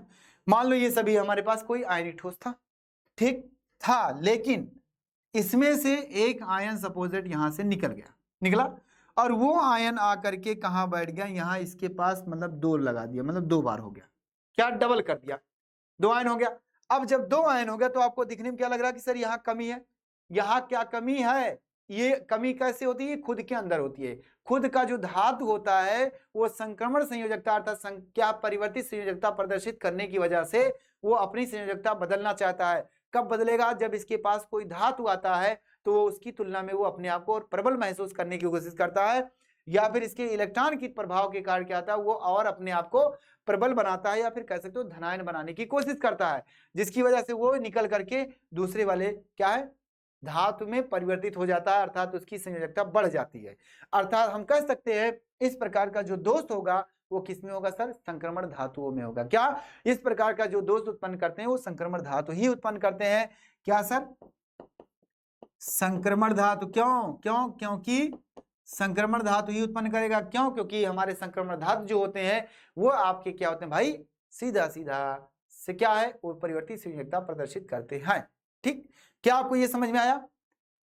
जल्दी बताओ, ये टॉपिक आपका था इतना। अब बात करते हैं सर इसमें ये और एक टॉपिक और होगा जो यफ केंद्र दोष, जो इसके अंतर्गत आता है। क्या इसके अंतर्गत आता है? यफ केंद्र दोष और फ्रेंकल दोष नहीं कहेंगे हम, वहां वर्ण केंद्र दोष कहेंगे या कलर दोष कहेंगे, उसको हम पढ़ेंगे आगे। अभी पढ़ेंगे, पहले इसको चर्चा करते हैं। फ्रेंकल और साटकी ये दोनों बहुत ही इंपॉर्टेंट है। दो वैज्ञानिक थे, बैठे थे, खुराफाती कुछ कर रहे थे, निकाल के रख दिए, कुछ ना कुछ कमी पा गई है। आइए देखते हैं सर आगे। अब बात अगर इतनी बातें समझ में आ गई, स्क्रीनशॉट ले लो फटाक से, मैं आगे चलता हूं। चलो 1 2 3 और 3 2 1। चलिए अब हम बात करते हैं सर क्या? फ्रेंकल। क्या? फ्रेंकल बहुत ही इंपॉर्टेंट है।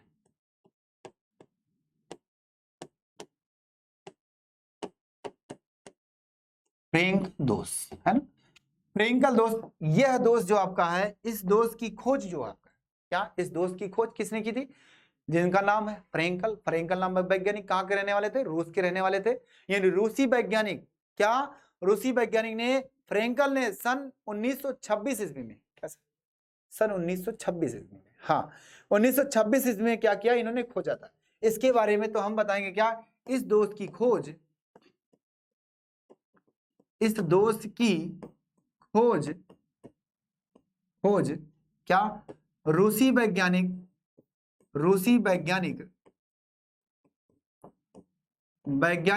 क्या सर? रूसी वैज्ञानिक क्या क्या क्या क्या फ्रेंकल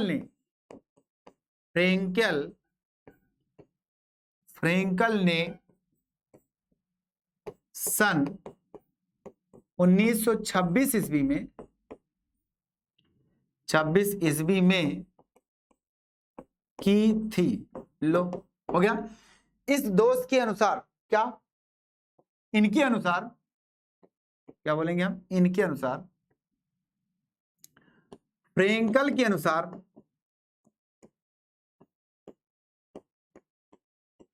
फ्रेंकल के अनुसार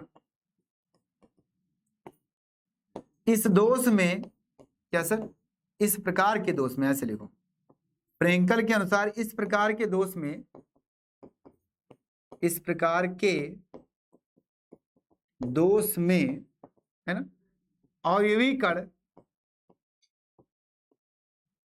कण या आयन, क्या अपना वास्तविक स्थान छोड़कर, अपना वास्तविक स्थान छोड़कर, अपना वास्तविक स्थान छोड़कर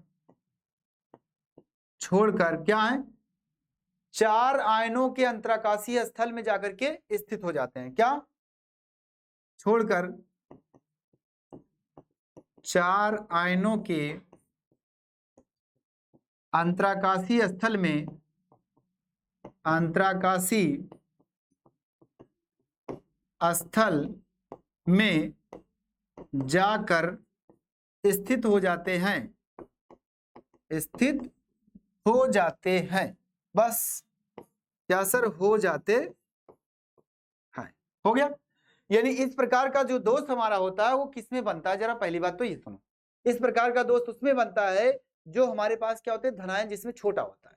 यानी आयनिक क्रिस्टलों में, आयनिक ठोसों में इस प्रकार का दोस्त बनता है जिसमें धनायनों का आकार छोटा होता है, उसमें आपका क्या इस प्रकार का दोस्त बनता है। एग्जाम्पल के तौर पे अगर आता है तो देख सकते हैं आप। क्या सर? एग्जाम्पल अगर कहोगे तो एग्जाम्पल भी लिख लो। Zinc sulphide, silver chloride, silver bromide, है ना, सिल्वर आयोडाइड, ईटीसी। क्या सर? Silver iodide, ETC. ये आपका एग्जाम्पल होते हैं सब। इसमें आपका जो होता है इसका घनत्व जो है ना तो घटता है ना तो बढ़ता है, बराबर रहता है। क्या? इसका घनत्व परिवर्तित नहीं होता है। क्यों? इसका आकार मैं आपको दिखा देता हूं। चलो मैं आकार दिखाता हूं, देखो ध्यान से सुनना। क्या? ध्यान से सुन लेना। मैं आपको आकार दिखाता हूं और बताता हूं कैसे होगा। यहां से सुनो, ध्यान से सुनो, गौर से मेरे बच्चों। क्या हुआ?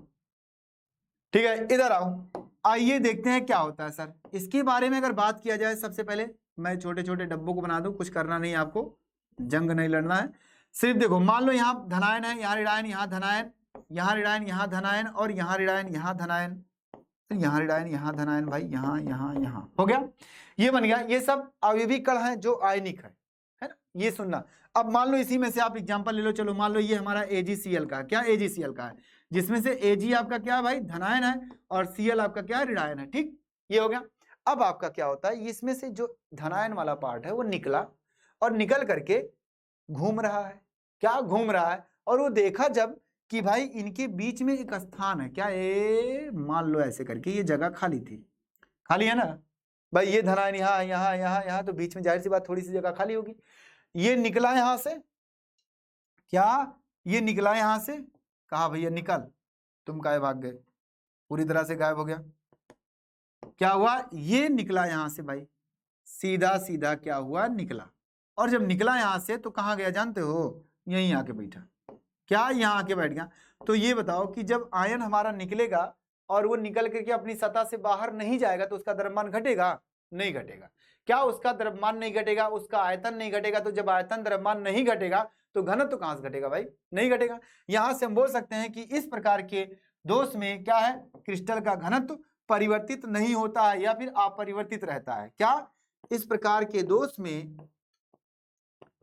इस प्रकार के दोष में क्या है, क्रिस्टल का घनत्व, क्रिस्टल का घनत्व क्या अपरिवर्तित रहता है? जी सर, अपरिवर्तित रहता है, बिल्कुल, यस सर। आगे बात समझ में? अगर इतनी बातें समझ में आ गई तो मैं अब आगे करता हूं, थोड़ा सा आगे। क्या हुआ सर? फ्रेंकल हो गया? चले ठीक, एकदम समझ में आ गया सर, बिल्कुल सही है। क्या हुआ, समझ में आया? हाँ सर आ गया समझ में। अगर इतनी बातें आ गई तो आप देखो क्या होगा सर, एकदम ध्यान से सुनना भाई। आपको ये निकल के जा नहीं रहा कहीं, यानी धनायन निकला और इन चारों के बीच में कहीं आके बैठ गया। यहाँ भी आके बैठ सकता है, यहाँ भी आके बैठ सकता है, बैठेगा। जहां से निकलेगा वहां नहीं बैठेगा, यहाँ नहीं बैठेगा। वहां से निकला दूसरी जगह बैठेगा, यहाँ से निकलेगा तो हो सकता है यहाँ बैठ जाइए। ठीक, इस प्रकार से अगर बैठ रहा तो हो जाएगा वो क्या, फ्रेंकल दोष। अब याद करने का तरीका आपको क्या करना है, चित्र फ्रेंकल फॉर फिट हो जाना। क्या? फ्रेंकल फॉर फिट होना, यानी वो निकला और जाकर के दूसरी जगह फिट हो गया। इस प्रकार के दोष को हम बोलेंगे क्या सर, फ्रेंकल दोष। एकदम सही है, मजा आ गया। ठीक, चलते हैं। हाँ सर आगे चलते हैं। ठीक, एकदम सही है। पानी पीने में प्यास लग गया यार, कंप्यूटर महोदय हमारे।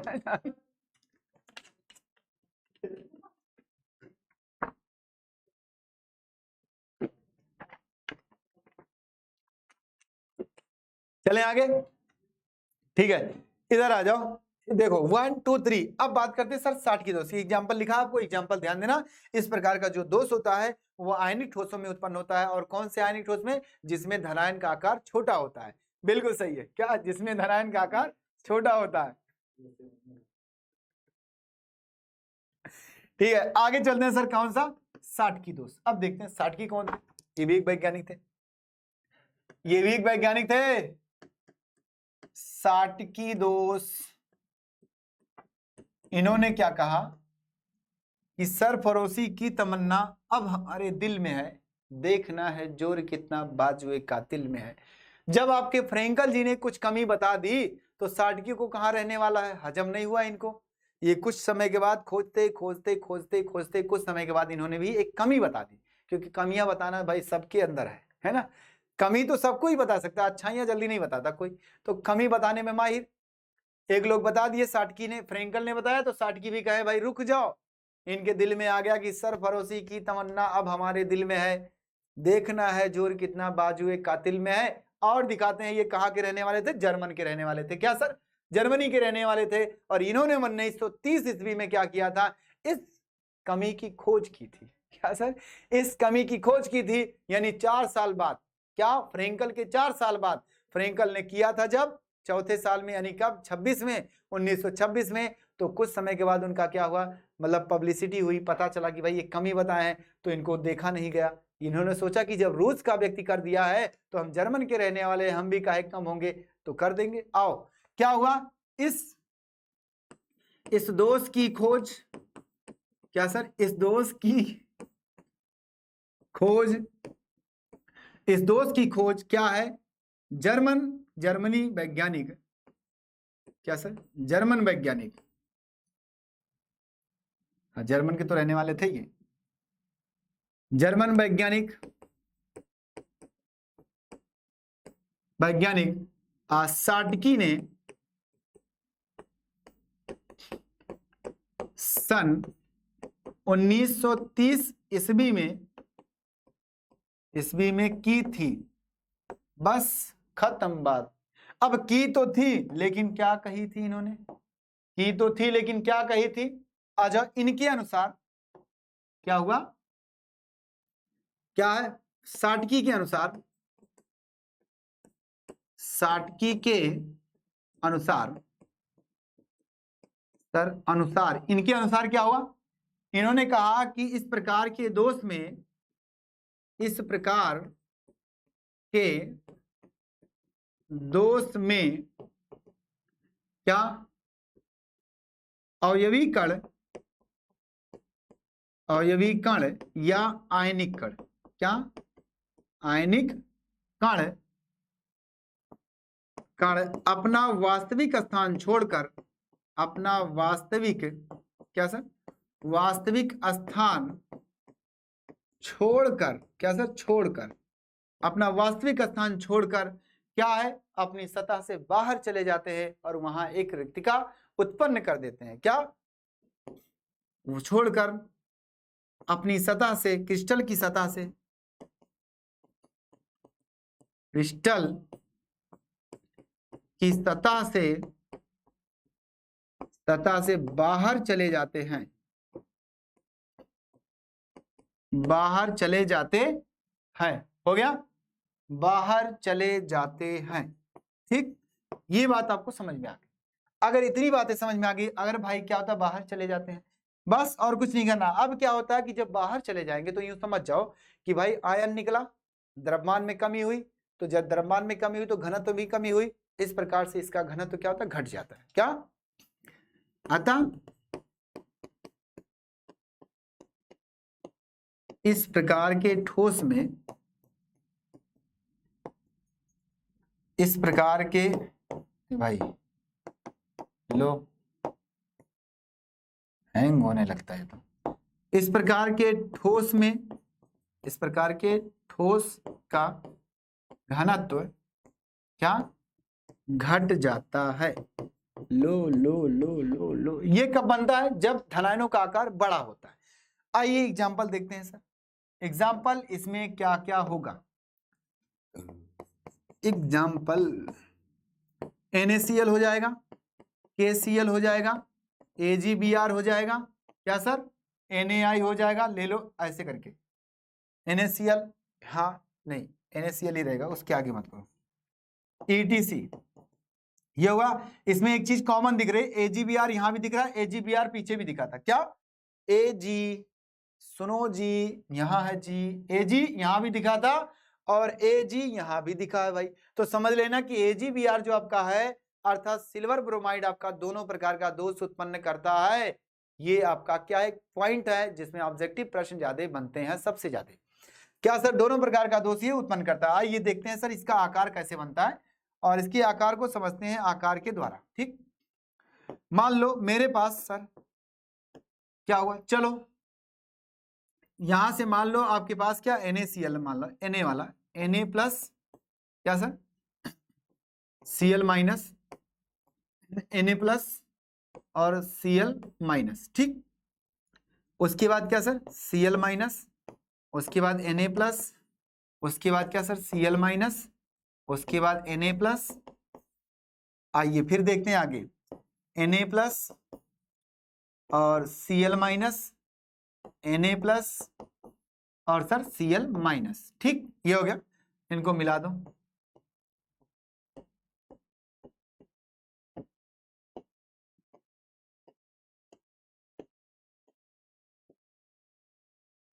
मान लो ये है हमारे पास कोई ठोस है ना। अब क्या हुआ इसमें से आयन, लेकिन लेकिन लेकिन जब आयन निकलेगा एक, तो उस बात को समझने की कोशिश करना कि जो आयन हमारा निकलेगा ना वो क्या होगा, उसमें से एक धनायन निकलेगा तो दूसरा ऋणायन ऑटोमेटिक निकलेगा। क्यों? क्योंकि इसकी विक्षुब्ध नहीं, मतलब इसकी स्टोइकियोमेट्री परिवर्तित नहीं होनी चाहिए, इसकी जो चालकता का गुण है वो बराबर होना चाहिए, बस इसका घनत्व घटना चाहिए। तो क्या हो जाएगा इस बात को नोट करना, यहां से मान लो मेरे पास अगर ये धनायन गायब, क्या सर अगर ये धनायन गायब, रिक्तिका उत्पन्न हुआ तो इसके साथ साथ एक ऋणायन भी गायब हो जाए, गायब सर एक ऋणायन भी गायब होगा, नहीं चलने दो अभी, ठीक। क्या हुआ कि सर एक ऋणायन भी गायब होगा, तो इससे क्या पता चला कि यहाँ धनायन और ऋणायन गायब हुआ, यानी कि इसमें कमी दिख रही है। अतः यही चीज है कि जब आपके आयन क्या है वास्तविक स्थान छोड़ करके बाहर चले जाएं या यहां से निकल करके कहीं बीच में नहीं बैठे हैं, निकल के बीच में नहीं बैठे, वो क्या हो गए बाहर चले गए, इस प्रकार की कमी को बोलेंगे साटकी दोष। क्या साटकी दोष, बस हो गया। ये कहां बनेगा सर, इन सब में बनेगा। चले इनका घनत्व घट जाता है।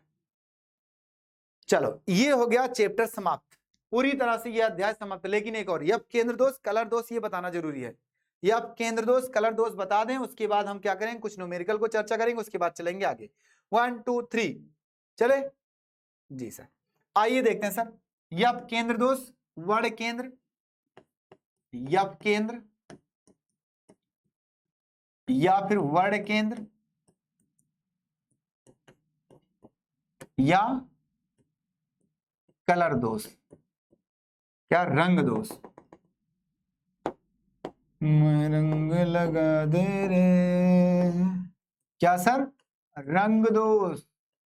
आओ देखते हैं रंग दोष क्या होता है। देखिए रंग दोष में कुछ करना नहीं है आपको, क्या होता है कि जैसे मान लो मेरे पास कोई ठोस की सतह है, कोई ठोस की सतह है, देखो ध्यान से देखना, कोई ठोस की क्या है सतह है ना, ठोस की क्या है सतह है। मान लो मेरे पास ठोस की सतह है, ये आपका हो गया इतना।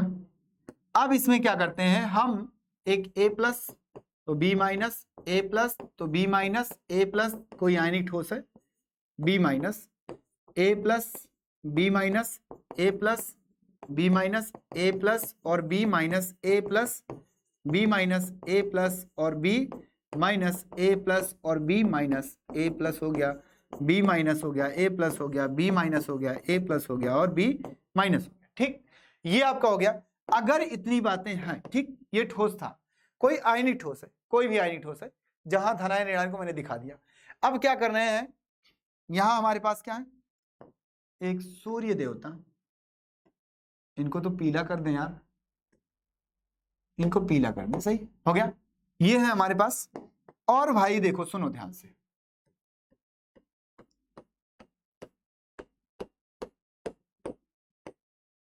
अब इसमें छोटा छोटा कर दो। ये सूर्य देवता थे, यहां से जो किरणें आती हैं, रेज निकलती है, हाँ सर निकल रही, इस पर मान लो पड़ी, क्या सर, इस पे मान लो पड़ी, क्या पड़ गई, रेज क्या पड़ रही है। अब जब पड़ रही है तो इस सतह पर, इसकी सतह पर क्या प्रकाश की किरण पड़ रही है। अब प्रकाश की किरण जब पड़ती है तो इसकी सतह पर जो हमारे परमाणु होंगे वो क्या होंगे सर, एक्साइटेशन एनर्जी में आएंगे, क्या सर, उत्तेजित अवस्था में आएंगे, एक्साइटेड स्टेट में आएंगे और उत्तेजित अवस्था में आकर के वो भागने की कोशिश करेंगे। पहले तो क्या होगा कि ये जो प्रकाश की किरण आएगी यहाँ क्या होगा, इसका अवशोषित होगा, यानी प्रकाश की किरणों को ये सतह क्या होगा, अवशोषित करेगा, और अवशोषित करने के बाद क्या है, अवशोषित करने के बाद कुछ किरणों को वो उत्सर्जित करेगा। अब वो कुछ किरणों को उत्सर्जित जब करेगा, क्या जो उत्सर्जित करेगा उस प्रकार से, अर्थात जो प्रकाश उत्सर्जित होगा, जिस कलर का वो रंग जाएगा, जिस कलर का मतलब वो किरण जाएगा, उसी कलर का ये सतह दिखने लगेगा। मतलब कहने का ये है कि जब प्रकाश की किरण इस पर पड़ेगी तो कुछ किरणें क्या होंगी, कुछ अवशोषित हो जाएगा, अवशोषित होगा, और कुछ किरणें क्या होंगी, निकलना शुरू करेंगे, रिफ्लेक्ट हो जाएंगे, कुछ क्या होंगी सर, कुछ वापस होना शुरू हो जाएंगे, क्या, कुछ वापस होना शुरू हो जाएंगे। अब आपसे ये पता चलेगा कि वापस जो हो रही है किरणें उसमें से कौन सा रंग है, तो जो रंग किरण की वापस होगी उसी रंग का ये भी दिखेगा, क्या, उसी रंग का ये भी दिखेगा। यानी आप ये कह लेना कि भाई मेरे पास अगर ये है कोई कांच का टुकड़ा, तो इस पर अगर प्रकाश किरण पड़ रही है, पहले पहले तो ये अवशोषित करेगा, उसके बाद कुछ किरणों को ये वापस करेगा, उत्सर्जित करना शुरू करेगा, तो जिस किरण को उत्सर्जित करेगा उस किरण का रंग जैसा होगा उसी के जैसा रंग इस ग्लास का दिखेगा। बस इसी को हम बोलते हैं क्या सर, वर्ण केंद्र या कलर दोष या रंग दोष। लेकिन ये कैसे होगा, इसमें घटना क्या घटित होती है, आओ पहले बताते हैं।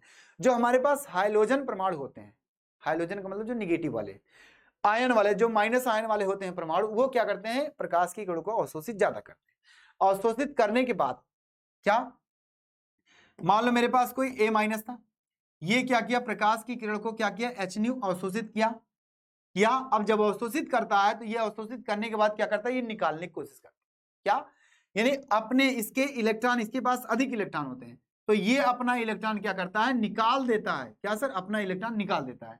और जब अपना इलेक्ट्रॉन निकालता है तो ये क्या होता है, रफू चक्कर हो जाता है, क्या, क्या, रफू चक्कर, क्या होता है, रफू चक्कर हो जाता है, यानी निकल जाता है, और जब निकल जाता है तो निकल के भाग जाता है, क्या सर, रफू चक्कर हो जाता है, और रफू चक्कर होने के बाद बचता क्या, ये इलेक्ट्रॉन, यानी उसकी जगह पे इलेक्ट्रॉन बच जाता है। यानी कहने का मतलब यह है कि इसकी जगह पे क्या बचेगा भैया, केवल और केवल इलेक्ट्रॉन बचेगा। अतः इस वाले सेंटर को क्या बोलते हैं, एफ केंद्र बोलते हैं, क्या, एफ केंद्र बोलते हैं। क्या आपको समझ में आया, इस वाले सेंटर को अब केंद्र बोलते हैं। अब चाहे वो बीच में से निकले, चाहे जहां से निकले, जहां मन तहां से निकले, अगर ऐसा होगा तो वो क्या होगा, निकलेगा। अब आता है बात यहां से कि सर ये रंग जो आता है वही आता है इसी के कारण, जो आपका हाइड्रोजन परमाणु, जो निगेटिव परमाणु होगा, जब निकलने लगेगा तो एक प्रकाश की किरण के रूप में निकलेगा। तो जब प्रकाश की किरण के रूप में निकलेगा तो उसका रंग जैसा होगा ना, उसी के रंग के जैसा ये सतह दिखना शुरू हो जाएगा, बस। अतः इसी दोष को क्या बोलते हैं, रंग दोष या वर्ण केंद्र दोष या कलर दोष। ठीक, चलें आगे। जी सर, अगर आपको इतनी बातें समझ में आ गई तो अब हम बात करते हैं सर एनसीईआरटी प्रश्नों के बारे में कुछ चर्चा कर लेते हैं। न्यूमेरिकल, आइए देखते हैं सर न्यूमेरिकल के बारे में चर्चा करते हैं। पहला जो होगा आपका, स्क्रीनशॉट लो, ध्यान से सुनना। वर्ण केंद्र दोष किसे कहते हैं, ऐसे बोलना कि आयनिक क्रिस्टलीय ठोस की सतह पर जब प्रकाश की किरणों को डाला जाता है तो वो प्रकाश की किरण क्या होता है, पहले कुछ अवशोषित होता है, उसके बाद जो हाइड्रोजन परमाणु हमारे होते हैं वो क्या है, उत्तेजित अवस्था होकर के किरणों को उत्सर्जित करना शुरू करते हैं। तो जिस प्रकार के रंग का किरण उत्सर्जित होगा उसी प्रकार का क्या है, उसी रंग का क्रिस्टल ठोस दिखेगा। लेकिन इसमें क्या होता है, जब हमारे हाइड्रोजन परमाणु प्रकाश को लेते हैं तो वे अपने इलेक्ट्रॉन को अपनी वास्तविक जगह पे छोड़ जाते हैं और अपना वो निकल जाते हैं। इस तरह के जो सेंटर बनता है उसी केंद्र को हम बोलते हैं क्या, एफ केंद्र। ठीक, चलें आगे। चलो अब पहला सवाल स्टार्ट, यहां से लगाओ, क्या लिखा है, क्या लिखा है, क्या लिखा है, बताओ जल्दी से।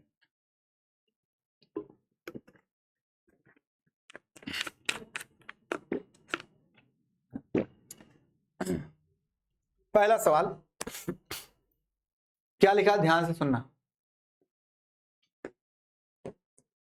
पहला लिखा है अक्रिस्टलीय पद को परिभाषित कीजिए और अक्रिस्टलीय ठोसों के कुछ उदाहरण दीजिए। बताया गया था अक्रिस्टलीय ठोस क्या होते हैं, यानी ऐसे ठोस जिनके अवयवी कण क्या होते हैं, निश्चित और ज्यामितीय व्यवस्था में व्यवस्थित नहीं होते हैं, उनके गलनांक क्वथनांक निश्चित नहीं होता है, उनकी कणों की व्यवस्था क्या होती है, लघु उपराशि होती है। यस सर, वे हमारे क्या कहलाते हैं सर, अक्रिस्टलीय ठोस कहलाते हैं।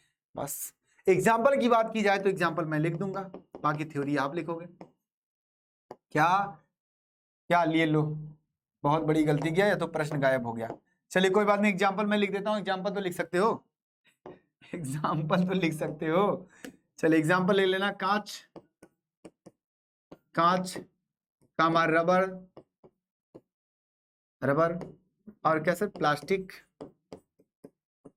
प्लास्टिक और बाकी में लिखा था टेफ्लॉन, है ना, टेफ्लॉन, नायलॉन, नायलॉन और प्लास्टिक में आपका आता है क्या सर, पीवीसी, ये भी लिख सकते हो आप। लिखाया था ना, सब लिखाया था। ये क्वेश्चन तो गायब होगा, परेशान ना हो, ये मैंने गलती से डिलीट हो गया। चलो अगला क्वेश्चन देखते हैं, 1 2 3। अगला क्वेश्चन ये आपका है, अगला क्वेश्चन क्या है, ये कह रहा है कि सर कांच क्वार्टज जैसे ठोस से किस प्रकार भिन्न है, मतलब कांच और क्वार्टज दोनों एक दूसरे से कैसे भिन्न है। तो सुनो ध्यान से, इसमें क्या है मैं आपको लिख देना चाहता हूं, नहीं तो कहोगे सर ये नहीं लिखा है। क्या होता है, कांच,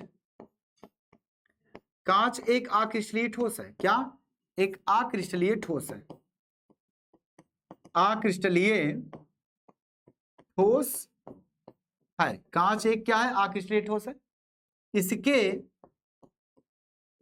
इसके अवयवी कण क्या सर, अवयवी कण क्या, अवयवी कण जो आपका होता है SiO4 क्या, चतुष्क,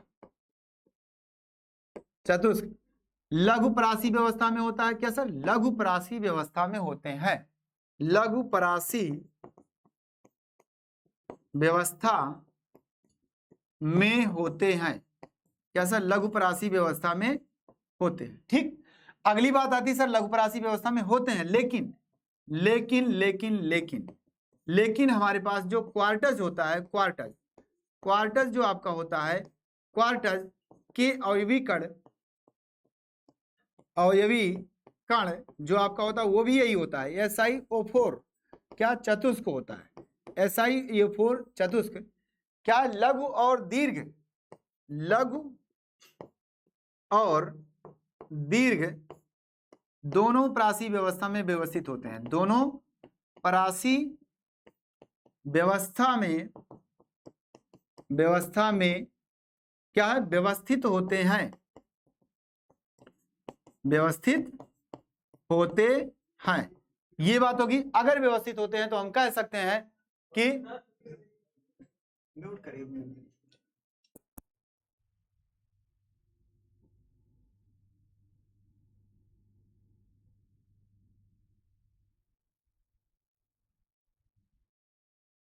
आगे तो क्या हुआ कि ये देखो, आगे चलते हैं, हम बात करते हैं सर इसके बारे में कि सर व्यवस्थित होते हैं। ठीक, अब व्यवस्थित होते हैं, लेकिन इसमें आगे क्या होंगे, इसी प्रकार से हम कह सकते हैं कि जो क्वार्टज हमारा होता है वो क्या होता है, क्रिस्टलीय ठोस होता है। अतः क्वार्टज जो आपका है, क्वार्टज क्वार्टज क्रिस्टलीय ठोस होता है, क्रिस्टलीय क्रिस्टलीय ठोस होता है। ये आ गया सर, क्रिस्टलीय ठोस होता है। अब बात आती है क्रिस्टलीय ठोस होते हैं, लेकिन इसमें क्या पूछा है, एक चीज और पूछा है शायद, क्या पूछा है, किन परिस्थितियों में क्वार्टज को कांच में परिवर्तित किया जाए, यानी कांच को कैसे बनाया जाता है, क्वार्टज से बनाया जाता है। लेकिन क्वार्टज से कैसे बनाते हैं, तो सुनो ध्यान से, क्वार्टज को क्या करते हैं, गर्म करते हैं, और गर्म करते हैं तो तुरंत उसे ठंडा करते हैं, और ठंडा जैसे करते हैं वैसे वो कांच बन जाता है। क्या, यस सर, क्या है, क्वार्टज को, quartz quartz quartz quartz quartz को पिघलाकर, क्या सर, पिघलाकर, पिघलाकर तुरंत ठंडा करने पर, क्या सर, तुरंत ठंडा करने पर, जी सर, तुरंत ठंडा करने से कांच प्राप्त होता है। लो, कांच प्राप्त होता है। बस यही आपका सवाल। इसके आगे बाकी आप चर्चा करोगे और कुछ नहीं, इसके आगे मैं आप बताऊंगा, बाकी दिन देख लो, क्वेश्चन देख लो कैसा, बस आपको ये करना, छटाई करना, कौन क्या है सर, क्रिस्टलीय है, कौन आयनिक है, कौन आणविक है, कौन धात्विक है, सब बताया मैंने। तो जल्दी से बता दो, ये आपको करना है। क्या आज की क्लास कैसे लगी? और मैं चलता हूँ, फिर मिलूंगा अगले दिन अगले टॉपिक के साथ। आई होप आप सबको अच्छे समझ में आए। मैं उम्मीद करता हूँ, आशा करता हूँ आने वाला सेशन जो आपका होगा और भी अच्छा होगा। इसको करने की कोशिश करना, नहीं होगा तो बताना, फिर हम बता देंगे। Okay, bye bye, take care, goodbye. और सभी बच्चों को क्या गुड नाइट।